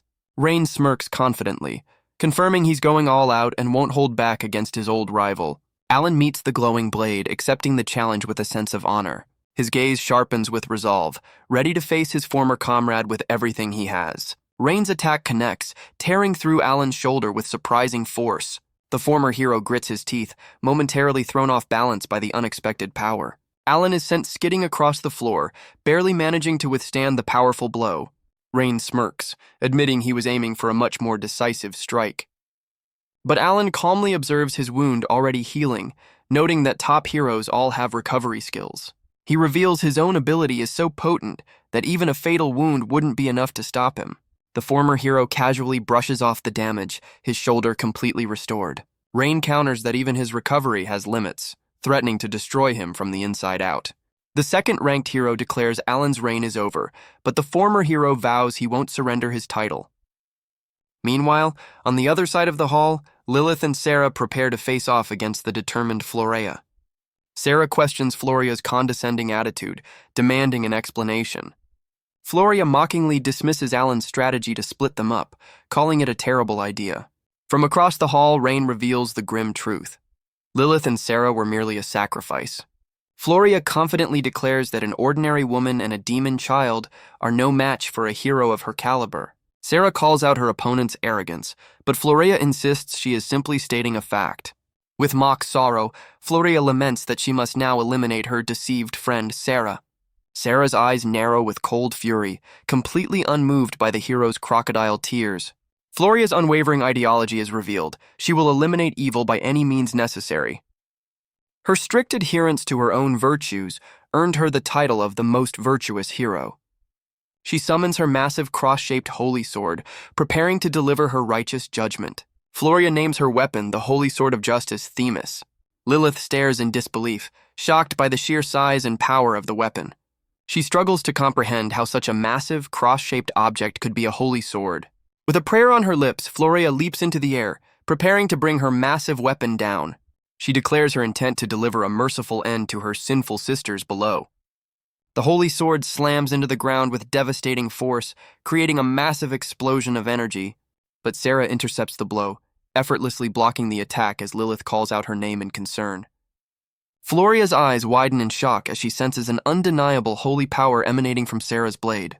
With a confident smirk, Sarah declares she is no ordinary human, but the personal maid of the strongest hero. The artifact Alan gave her is revealed to be the Holy Sword of Protection, Athena, a weapon he carries within himself. The sword's unique power is explained. It can fuse with any object, allowing a non-hero owner to wield holy power. Sarah unleashes this new power, her weapon clashing evenly against Floria's massive holy sword. A stunned Lilith watches her maid single-handedly push back the 9th-ranked hero. Sarah admits she can't win alone, turning to her master and asking for her strength. Lilith transforms into her adult form and eagerly agrees to fight alongside her newly empowered maid. Floria mockingly calls their bravery unfortunate, but Sarah confidently vows they will defeat her. The combined power of the demon lord and the empowered maid radiates through the hall as they prepare their assault. The scene shifts back to the other duel, where Alan and Rain remain locked in a tense, sparking stalemate. Rain acknowledges his rival's enduring strength, a sentiment Alan returns with a confident smirk. Rain's friendly demeanor shatters, revealing his deep-seated resentment over always being second to Alan's power. Rain reveals that while Alan may have seen him as insignificant, his rival was always his most important goal. He unleashes his fury, confessing his entire life has been a relentless pursuit of Alan's power. The second-ranked hero expresses his disappointment, taunting Alan for his seemingly lackluster performance. But Alan calmly counters, asking if Rain truly believes he's seen his full strength after such a brief exchange. Rain stammers, struggling to find a response to the former hero's unwavering confidence. He then shifts his attack, expressing mock shock at how easily Alan's supposed justice was corrupted. The former hero doesn't deny his betrayal, but firmly states the kingdom's actions were the root cause. Alan points out Rain's earlier assumption was wrong, revealing there's more than one difference between them. He turns the tables, asking his rival if he truly has everything he desires in his current position. Alan then questions Rain's quality of life, probing whether his title as a hero allows for any personal freedom. He explains that a hero's life is a constant struggle, needing money to live and rest to survive. He challenges his rival, questioning if Rain truly understands the heavy burdens that come with his position. But Rain defiantly declares he will live as a hero, no matter the cost. Rain realizes with a shock that Alan's power is amplifying, suggesting he was holding back until now. The source of the power boost is revealed to be Floria's holy sword, Themis, which enhances her allies. Alan realizes the sword's area of effect is larger than he anticipated, making the duo incredibly troublesome. With the odds stacked against him, the former hero decides there's no longer any reason to hold back. The two rivals clash again, their movements becoming a blur of speed and overwhelming power. Rain demands his rival fight seriously, declaring his lifelong ambition is to finally surpass the strongest. The former hero smirks, accepting the challenge and promising to unleash his full strength. The force of Sarah's counterattack sends a powerful shockwave across the upper level of the hall. Floria mockingly notes that her opponent's initial burst of power was impressive, but short-lived. Lilith stares at her maid, finally grasping the true extent of her newfound strength. The demon lord is visibly stunned, admitting to herself that Sarah is incredibly powerful. Sarah warns her companion to stay alert, Sensing another attack is already on its way, the hero unleashes another devastating swing, forcing Sarah into an acrobatic evasion. Floria reveals her sword's true ability, explaining it strengthens her allies by drawing on their power. The synergy between the two heroes is explained. Their bond ensures their power remains linked, even when separated. With a confident smile, she declares that her connection with Rain is an unbreakable bond. As Floria taunts them, Sarah realizes their only option is to isolate the virtuous hero and take her down first. Lilith devises a new strategy, asking Sarah to buy her a single minute to execute it. The maid skillfully intercepts the hero's attack, demonstrating that power isn't everything. Floria sees through their plan, identifying Sarah's actions as a stall for the Demon Lord's preparations. Floria scoffs at their strategy, declaring that any attempt is futile as long as she controls the battlefield. A massive, intricate magic circle suddenly materializes on the floor, enveloping the dueling pair. The Demon Lord watches in disbelief as her powerful magic circle shatters into useless fragments. Floria reveals the true devastating effect of her sword Themis. It inhibits all magic within its domain. With her magic nullified, the Demon Lord is struck by a powerful unseen blow. But the hero's victory is short-lived, as Lilith reveals the failed spell was merely a diversion. The true magic circle activates high in the air, trapping the virtuous hero within its powerful confines. With a smug grin, Lilith reminds the hero that she foolishly walked into the Demon Lord's trap-filled castle. Floria realizes her magic-inhibiting sword is useless against the castle's pre-existing enchantments. The hero is trapped as a massive barrier, cast on the entire castle, activates beyond her sword's reach. Lilith coldly informs her opponent that it's far too late to escape their carefully laid trap. As Floria prepares for the next assault, Sarah calmly readies her own counter-strategy. The hero is stunned as Lilith reveals her true plan, a look of surprise crossing her face. A brilliant holy light emanates from Sarah's hand, signaling a new phase of the battle. Lilith entrusts her power to the maid, revealing the holy sword Athena's unique fusion ability. Sarah lunges forward with incredible speed, ready to unleash this newly combined power. The Demon Lord declares that Athena's fusion ability even works on living beings, sealing Floria's fate. With a look of grim determination, Sarah prepares to unleash the full force of their combined power. She delivers a single devastating blow that sends the virtuous hero flying across the grand hall. Floria crashes to the floor, defeated and groaning in pain from the overwhelming attack. The Demon Lord and her maid share a moment of triumph, their risky strategy having paid off. But as they observe their fallen foe, they realize she is down but not entirely out of the fight. Even in defeat, Floria laments Sarah's tragic fate, still convinced she has been deceived by evil. Lilith angrily refutes the hero's simplistic view, challenging her assumption that all demons are malevolent. Sarah calmly asserts her own free will, telling Floria to stop making false judgments about her loyalty. The fallen hero smirks, revealing the battle is far from over as long as her bond with Rain remains.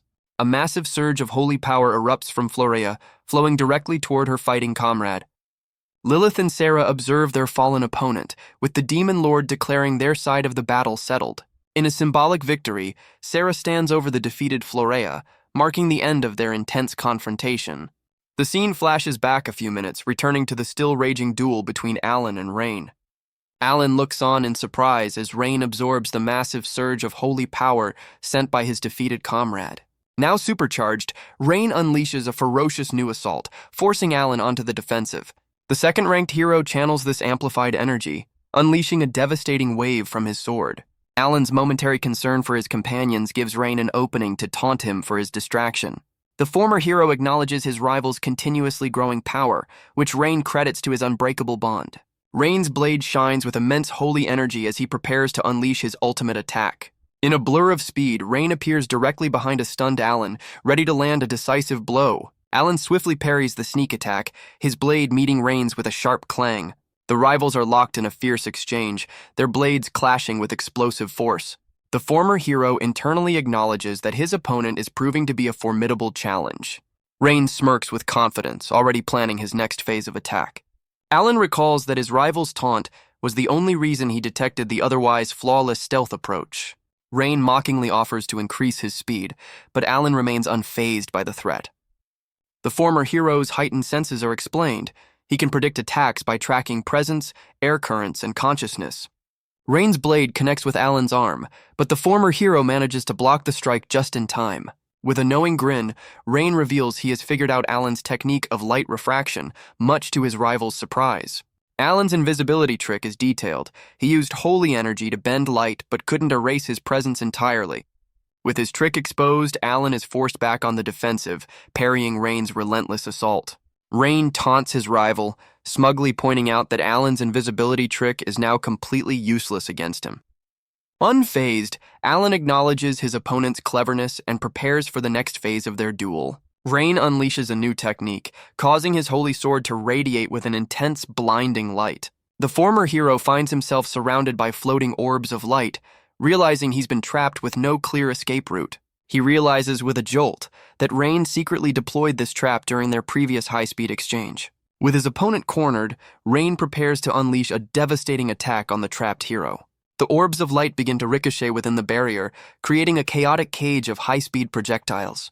Rain reveals the barrier's terrifying ability. It reflects any attack with double the power, creating an inescapable feedback loop. The former hero is engulfed in a massive explosion as the amplified attacks detonate all at once.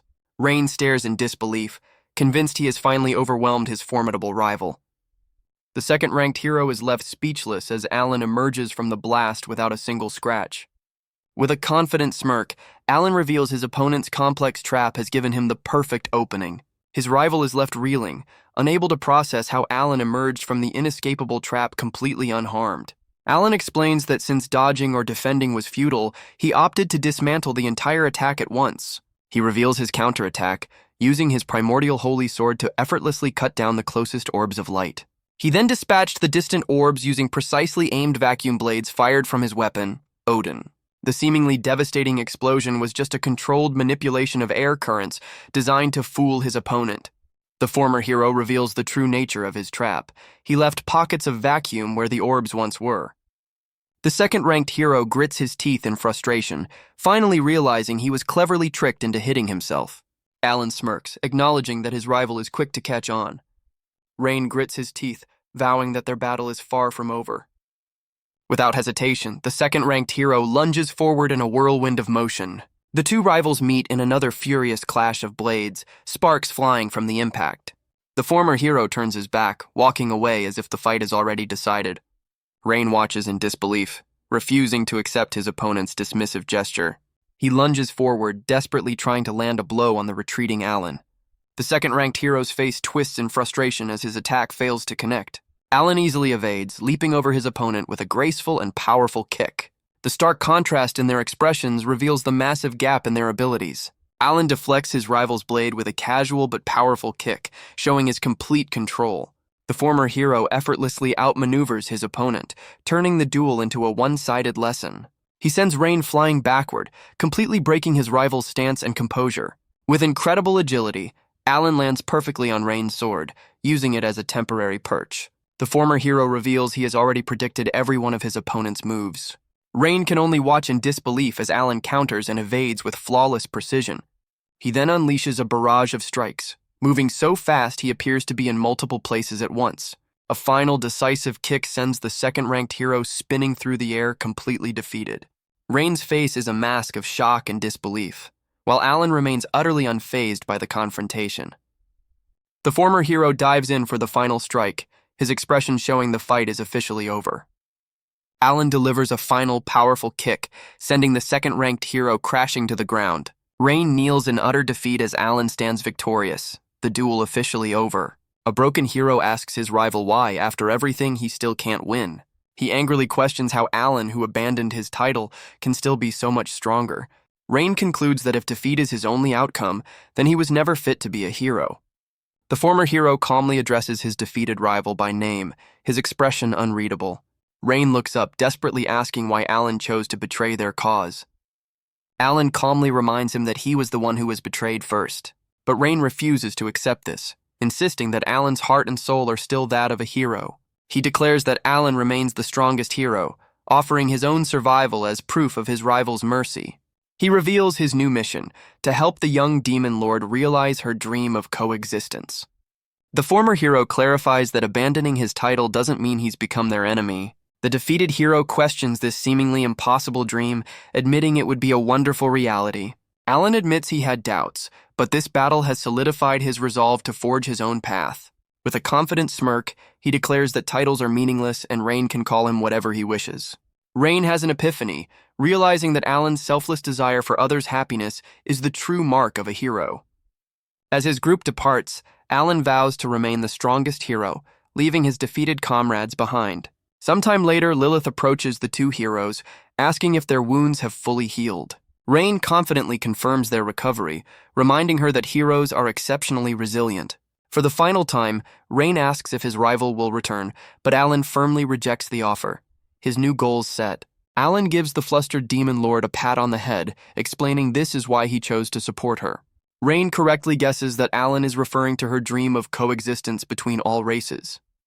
Floria then asks the demon lord if this seemingly impossible dream is what she truly desires. With a determined grin, Lilith vows to make her father's dream of coexistence a reality. Rain reflects on this noble goal, admitting such a dream had never once crossed his mind. He admits his frustration that someone weaker than him possesses a much grander vision.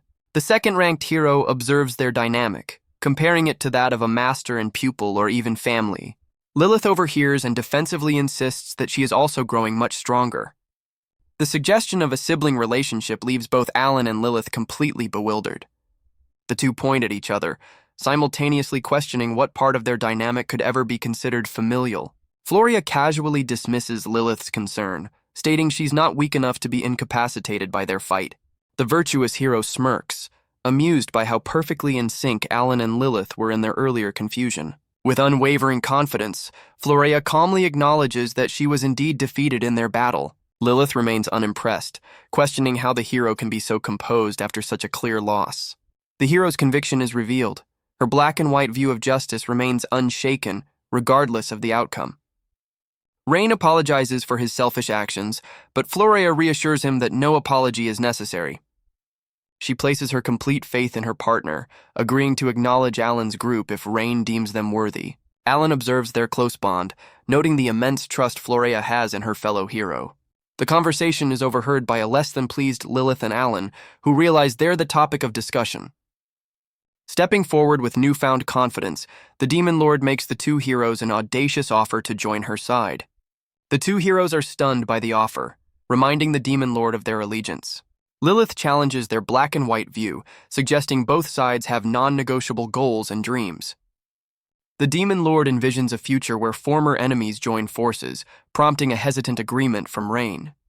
She explains that their intense battle has revealed a path to understanding and a potential alliance.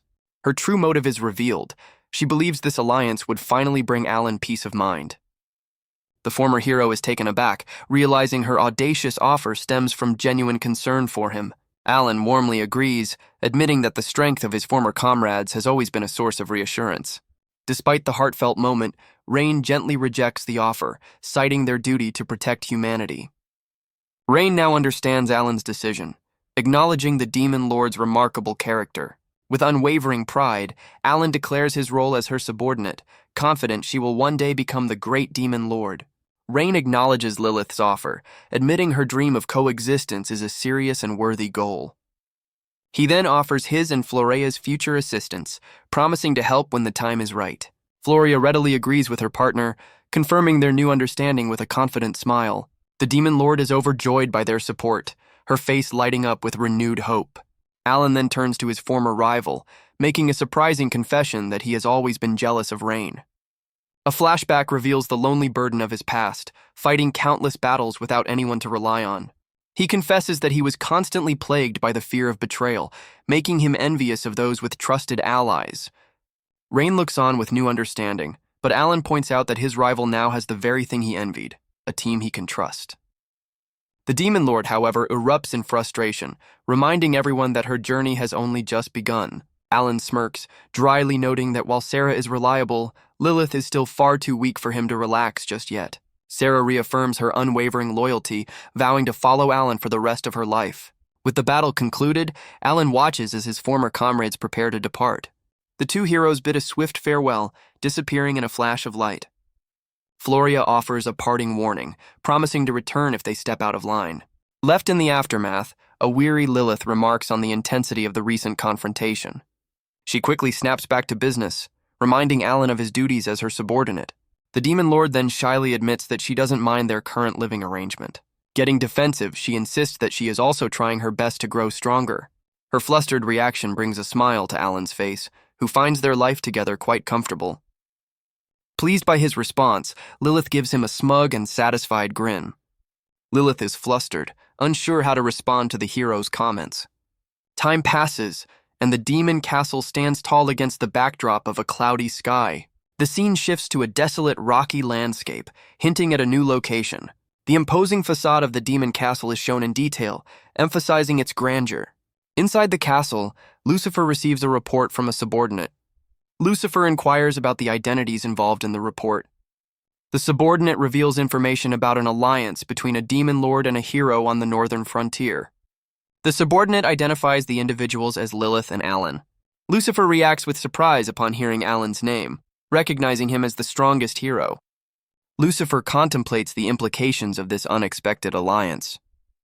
Lucifer's true status is revealed. He is one of the legendary deadly sins. He muses on the possibility of a future meeting with the former hero Alan. The demon lord of pride sits upon his throne, contemplating this new development.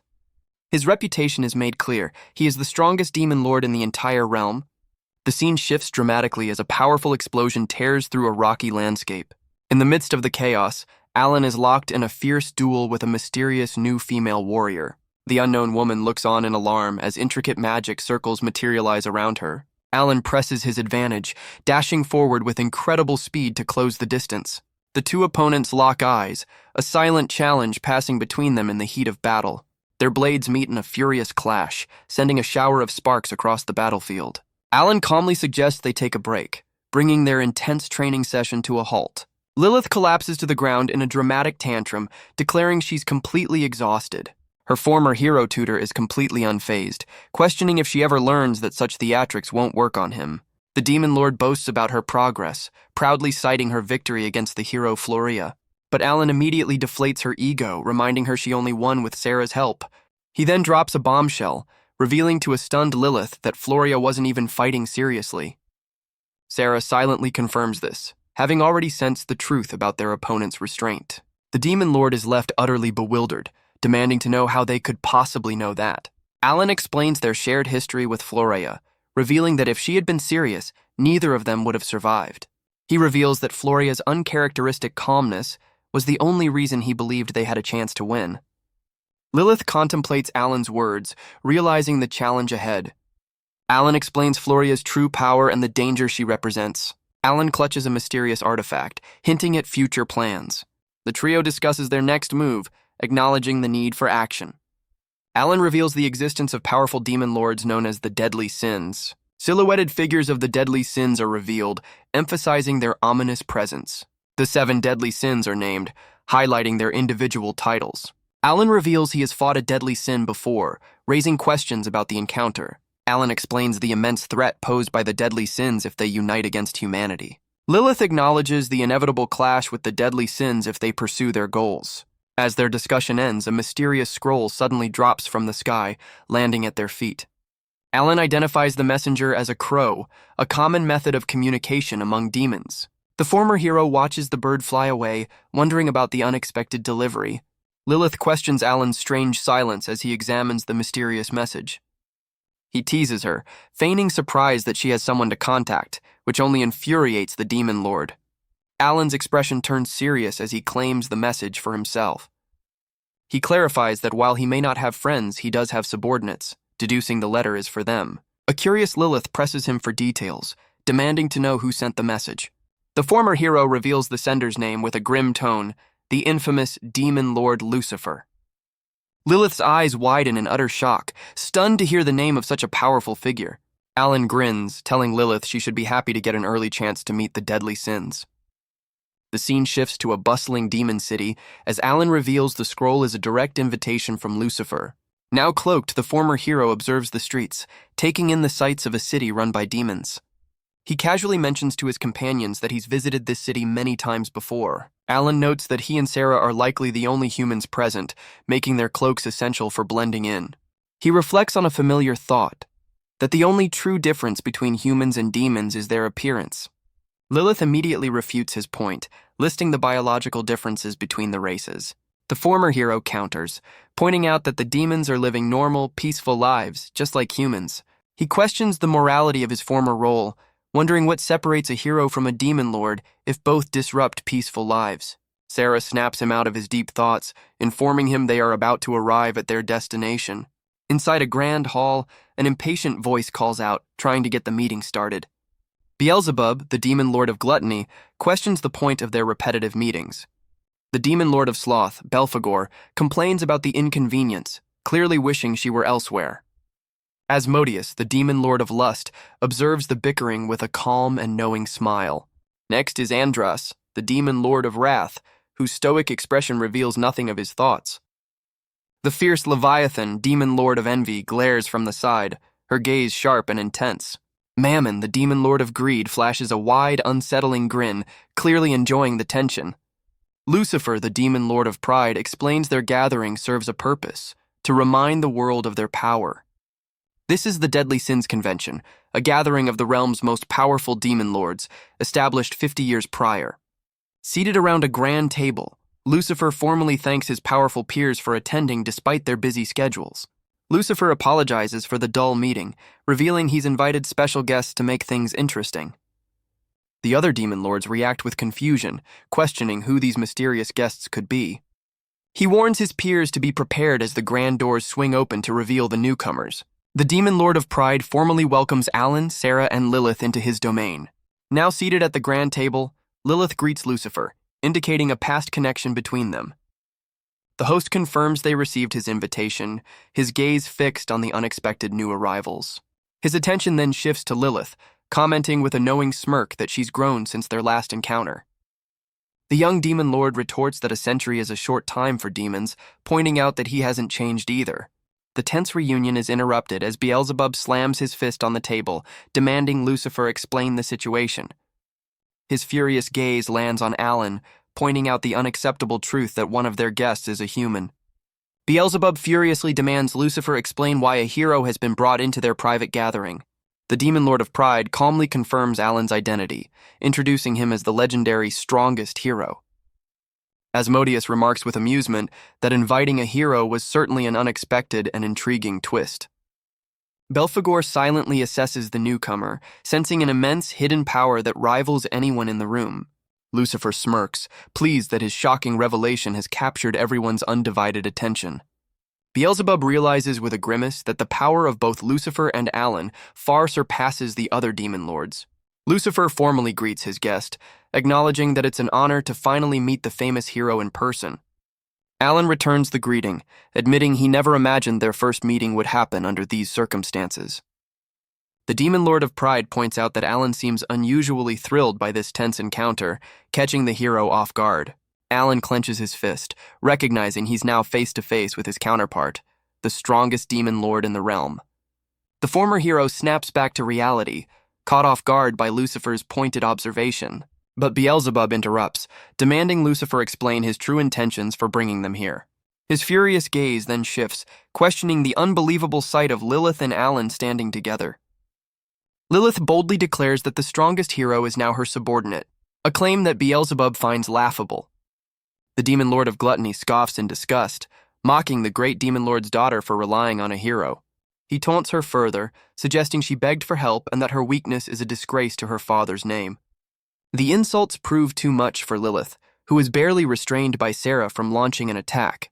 She looks to her subordinate for permission, her eyes burning with the desire for retaliation. Alan calmly denies her request, instructing her to keep her anger in check for now. Beelzebub then turns his scorn to Alan, clarifying that his insults were meant for the former hero as well. Beelzebub's gaze hardens as he addresses the former hero directly by his title. The direct address catches Alan off guard, his expression momentarily one of surprise. The demon lord of gluttony mocks him, questioning why the strongest hero is now babysitting a weak demon. But Alan's surprise quickly fades, replaced by a calm, almost amused silence. He takes a single, deliberate step forward, warning the demon lord not to misunderstand the situation. Believing he has the upper hand, Beelzebub scoffs at Alan's supposed weakness after being provoked. In a flash, Alan appears before the stunned demon lord, his blade held inches from his throat. The entire council watches in shock as the former hero stands atop their meeting table, having closed the distance instantly. Alan calmly states that while he could eliminate everyone present, he sees no reason to do so. Left utterly humiliated, Beelzebub can only grit his teeth in silent fury at the hero's overwhelming power.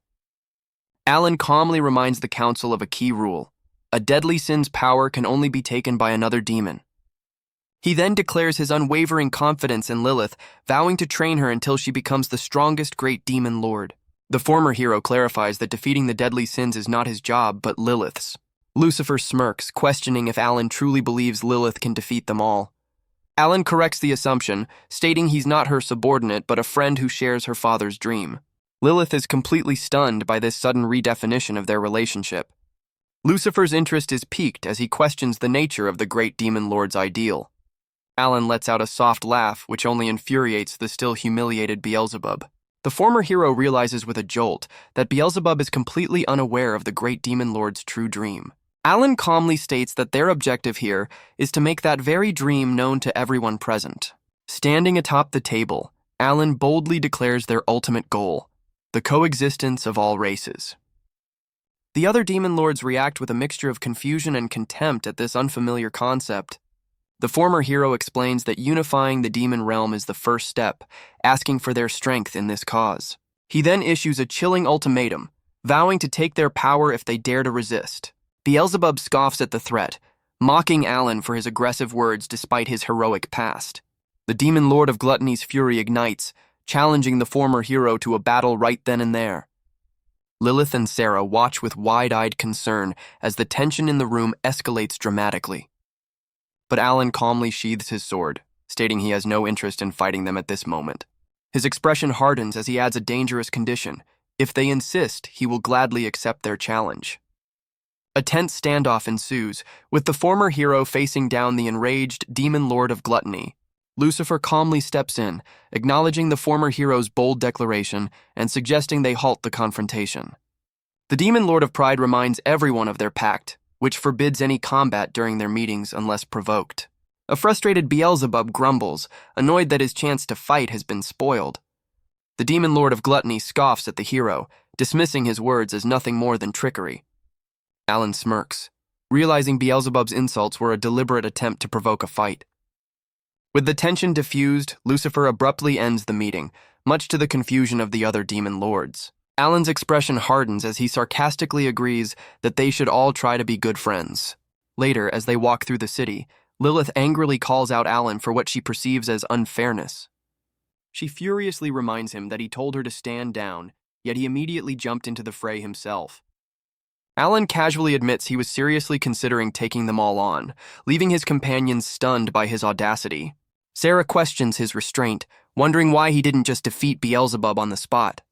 Alan explains that with the other demon lords so composed, a direct attack was far too risky. The rules of their power are revealed. If a non-demon defeats a deadly sin, their title simply passes to another demon. He admits his aggressive stance was a bluff, acknowledging he couldn't handle all 7 of them at once. His true goal was to establish his strength and protect Lilith, who is currently too weak to face them. The former hero realizes with a grim certainty that every single one of them saw right through his bluff. With this new understanding, Alan tells Lilith they must begin training immediately upon their return. Lilith begs for a break, but Alan insists they have no time to rest now that they have essentially declared war. He challenges her pride, asking if she enjoys being mocked, which ignites a fire within her. The demon lord vows with newfound determination to defeat her rivals with her own 2 hands. Lilith reveals a shocking truth. 3 of the deadly sins once served under her father's command. The former hero's eyes widen in disbelief, processing this critical piece of information. She explains that after her father's death, they abandoned the castle, branding them as traitors. With renewed fire, Lilith vows to become the great demon lord and prove her father's legacy is superior. Alan gives her an encouraging pat on the head, agreeing to support her ambitious goal. He internally admits he underestimated their foes, realizing Lilith is currently no match for the deadly sins. With a grim expression, Alan accepts the harsh reality of their situation. He concludes they are overwhelmingly outmatched, and that Lilith must grow strong enough to face them. The cloaked trio walks away, understanding that their greatest trial has only just begun. The scene shifts to a dramatic coastline, signaling the start of a new and dangerous chapter. Alan scans their surroundings, his senses on high alert for any potential threats. Lilith questions his caution, pointing out that their path appears completely deserted. The former hero suddenly grabs her head, scolding the demon lord for her lack of awareness. He warns that even if demons aren't present, monsters could still be lurking nearby. Lilith expresses her relief at escaping the meeting, believing the non-aggression pact kept them safe. But Alan reveals that the pact didn't apply to them, and Lucifer's word couldn't be trusted. He notes the unnatural calm of the deadly sins, suspecting they had a hidden advantage. Sarah agrees with Alan, advising her master to be more skeptical as the demon realm is never truly safe. The demon lord lashes out in frustration, accusing her companions of being overly harsh. Alan decides she needs a new challenge, declaring he will find her a dedicated training partner. Alan explains that training only with them will warp her combat instincts, as he can't truly go all out. The demon lord whines, begging her powerful companions to take it easy on her during their destructive sparring. She points out their training isn't a real threat, but Alan reminds her that a true battle means constantly fighting for your life. He drives the point home with a grim expression, stating that in a real fight, the winner lives and the loser perishes. The former hero insists she must become accustomed to the constant, terrifying pressure of a life-or-death struggle. As they travel, Alan reveals their current location is a neutral zone, as most demon lords establish territory around major cities. This strategy leaves vast, unclaimed lands between territories, like the desolate cliffside they're currently traversing. He recalls his lonely hero days, remembering how he used these same neutral zones to camp safely on his journeys. He internally admits his faith in Lilith's ideals keeps him around, though he cheekily notes he still hasn't been paid. The former hero reflects that his current life is an improvement over his past, leaving a confused Lilith wondering what he means. The flustered demon lord awkwardly brings up the topic of his reward, promising to pay him soon. Alan retorts that if she can't pay, she should at least get strong enough to not rely on him. He stresses the urgency, revealing she must be strong enough to face a deadly sin on her own. The former hero suddenly halts, his gaze fixed on the ominous-looking sea. Sarah senses his unease, calling out his name with a hint of concern. He turns back to his companions, his expression unreadable as he feigns ignorance. His calm demeanor shatters as he urgently orders them to move away from the shoreline. A dark, unsettling energy begins to stir beneath the waves, signaling an imminent threat. Lilith is left stunned by the sudden shift in atmosphere, questioning what is happening. Sarah's eyes widen in alarm as she realizes something is rapidly approaching from the sea. With a grim look, Alan orders his companions to get back, warning them of the approaching danger.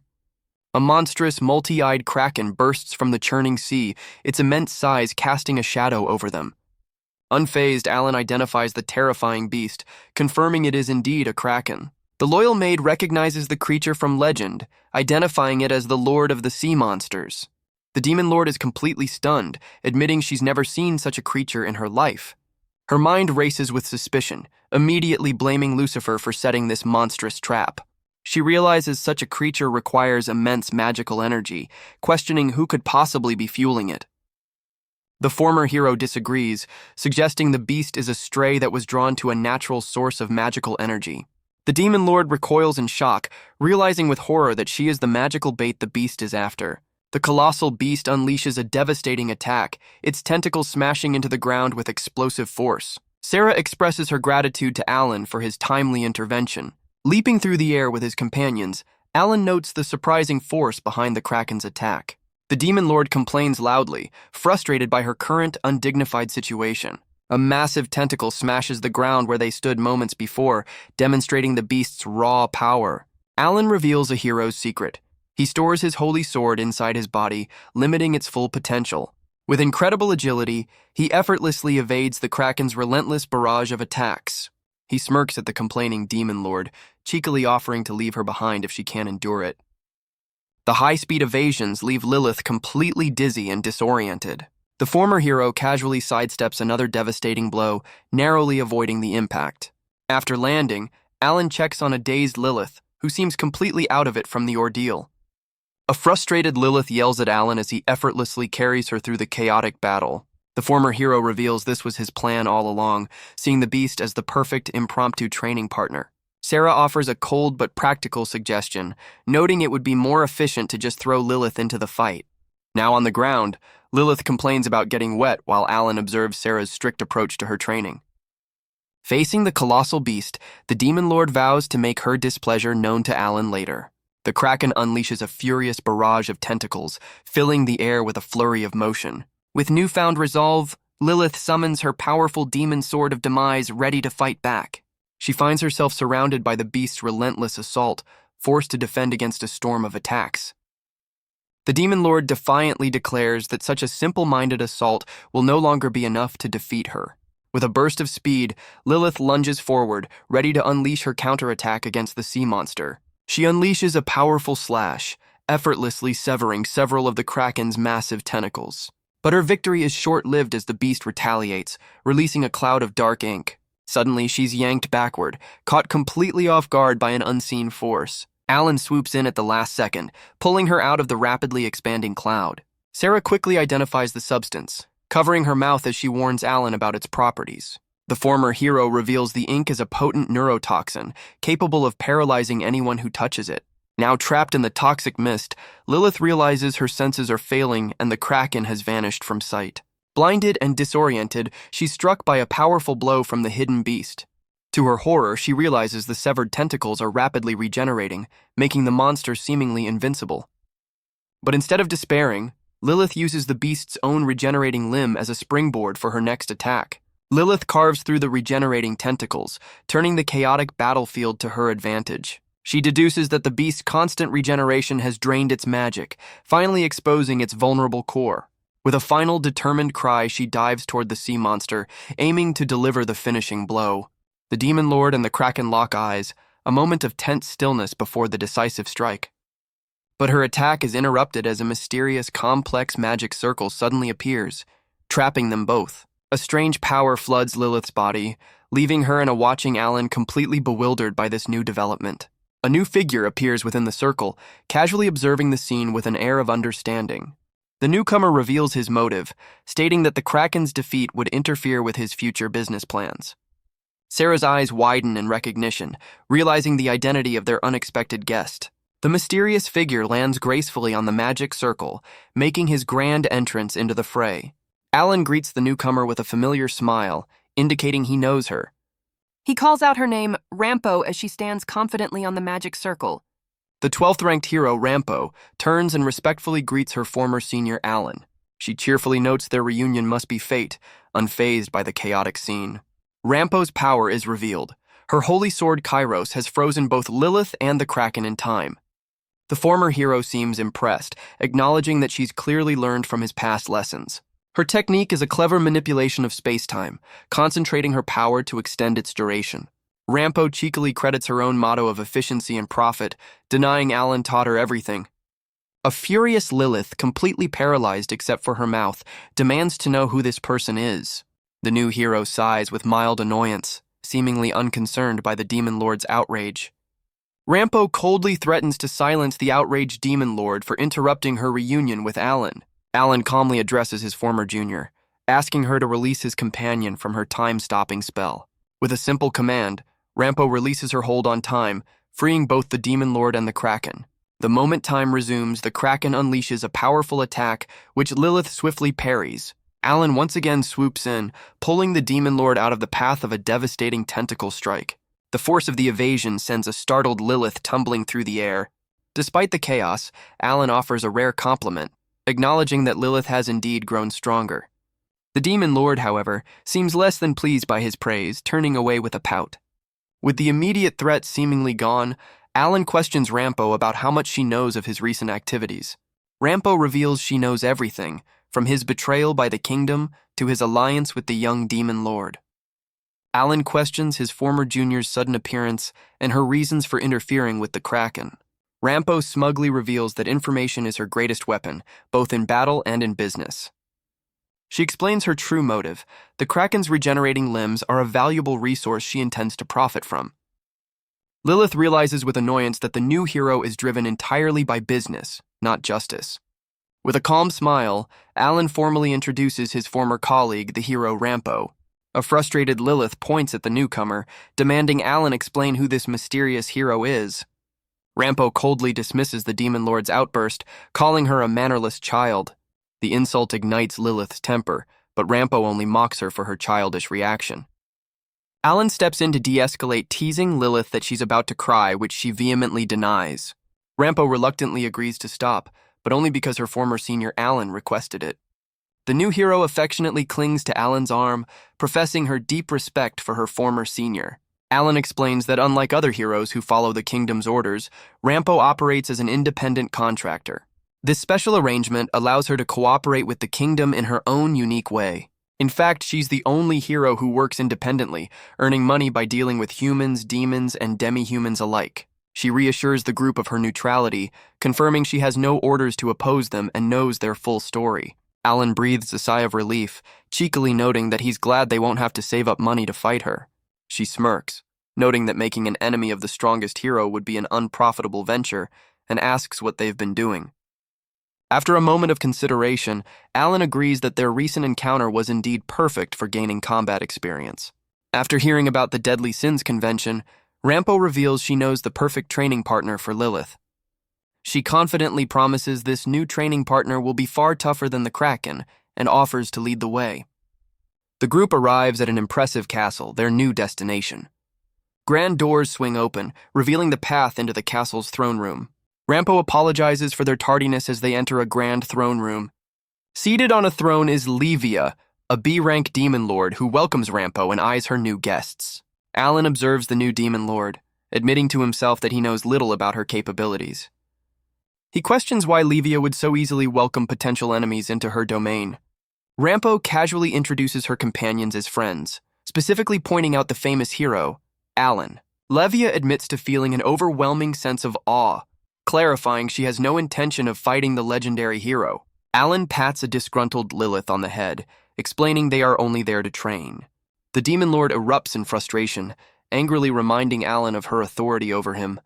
The new demon lord Levia correctly identifies her unexpected guest as Lilith. She reveals a rumor is spreading that the great demon lord's daughter has the strongest hero as her servant. Alan awkwardly brushes aside the servant comment, asking about the training partner Rampo promised. With a gesture, Levia agrees to explain, leading the group deeper into her domain.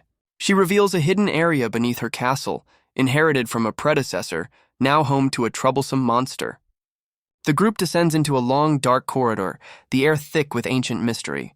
The former hero considers the possibility of discovering a previous demon lord's hidden legacy. Levia admits she's a poor match for the beast, which can phase through walls and ceilings. Alan questions the wisdom of defeating a monster that might be part of this legacy.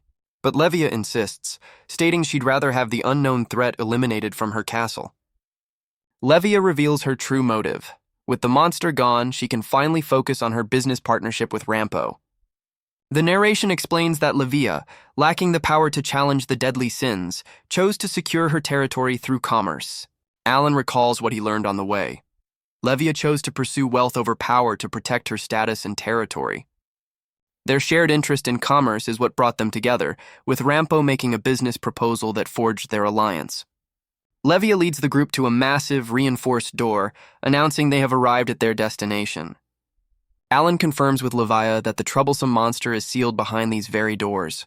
Rampo cheekily suggests that Alan should go inside and judge the perfect training partner with his own eyes.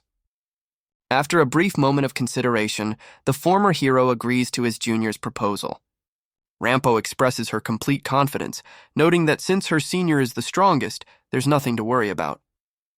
Alan instructs his companions to wait outside, deciding to face the unknown threat alone. Rampo suggests a precaution, just in case things go south. Levia offers to accompany Rampo, sensing she might need some backup. Rampo wishes Alan good luck as he prepares to enter the sealed chamber. The group watches as Alan steps through the massive doors, ready to face the unknown. Lilith and Sarah wait outside, anticipating what Alan will find within. Alan's eyes widen as he registers something unexpected inside the chamber. He turns back to the door, seemingly surprised by the situation. A mysterious figure emerges from the shadows, revealing a sinister grin. The figure addresses Alan, implying a pre-existing connection. Alan expresses disbelief, questioning the figure's presence in this place. With a snap of her fingers, Levia activates a complex magic circle sealing the chamber. The room instantly begins to flood, trapping the former hero in a surge of churning water. Alan quickly assesses the situation, realizing the seawater is infused with Levia's own magical energy. The Demon Lord reveals her strategy. The room is designed to amplify her power and restrict her opponents. Unimpressed, Alan correctly assumes that she isn't the only one aware of this elaborate trap. Levia explains that for those lacking raw power, cunning and strategy are their greatest weapons. The former hero's eyes widen as he connects the dots, realizing his own junior Rampo designed this very room. He acknowledges Rampo's cleverness, understanding how she uses her intellect to rival even the deadly sins.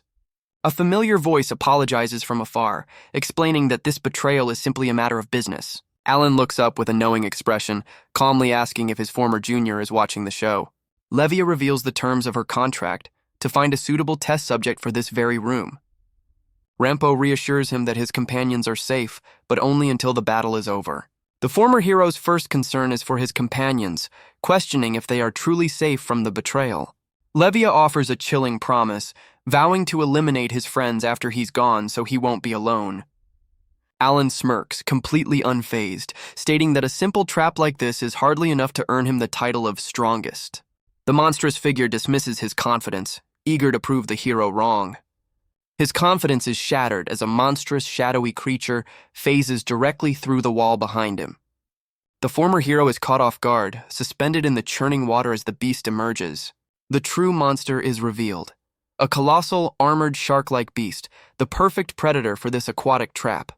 The beast roars, ready to unleash its full power upon the trapped hero. Alan realizes the monster was Levia herself, explaining why his lie-detecting blessing never activated. He considers his next move, certain that his former junior Rampo has accounted for any simple escape plan. The aquatic beast unleashes a powerful torrent of water, forcing the former hero to brace for impact. The blast sends Alan flying, but Levia's confident expression suggests this is all part of the trap. The shark-like creature boasts, confident that in this watery domain, it is the absolute strongest. Looking completely unimpressed, Alan mockingly questions the monster's bold declaration. Grasping his sword, he reveals he's fully mapped the area and can now fight without holding back. The former hero prepares to prove that overwhelming power can shatter even the most intricate strategy. With a look of intense focus, Alan calls upon the true name of his ultimate technique. He unleashes a devastating wave of energy, determined to obliterate the trap and his opponents in a single move. A colossal explosion tears through the castle walls, shattering Levia's perfect trap from the inside. Alan stands calmly amidst the ensuing downpour, a storm of his own creation. A defeated Levia lies in the rubble, completely bewildered by how her plan failed so spectacularly. His holy sword's true ability is revealed. It not only manipulates the atmosphere, but generates it, blowing the trap apart. He confidently explains that this overwhelming power is exactly why he's known as the strongest. Levia can only stare in disbelief, finding his explanation utterly incomprehensible. Gritting her teeth, she refuses to surrender, reminding him that she still has powerful allies. She declares that her allies will soon know what happened, and that he's forgotten about her other partner in crime.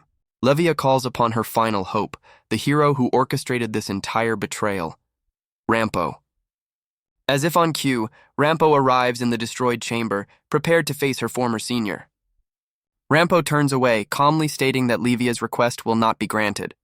The defeated Demon Lord desperately pleads with the hero to help her crush Alan. Levia's confidence shatters, her expression turning to one of pure confusion. Alan questions Rampo's words, but she calmly repeats her refusal to help Levia. The hero clarifies her contract was only to lure Alan here, not to engage in combat. With a cunning look, Rampo suggests the situation is actually the complete opposite of what Levia believes. Levia tries to regain control, warning Rampo that her defeat will be bad for business. But Rampo reveals a shocking truth. She has already bought out Levia's entire alliance. The Demon Lord is left utterly speechless, unable to comprehend this ultimate betrayal. Rampo explains she bribed all of Levia's allies and has now taken over as the new leader. Levia feels betrayed by Rampo's sudden change of allegiance. Rampo coolly points out that Levia betrayed her first with a hidden agenda. Rampo reveals she knew about Levia's plan to exploit her from the start. Levia is shocked, wondering how long Rampo has been aware of her scheme. Rampo explains she used Levia's plan to her own advantage.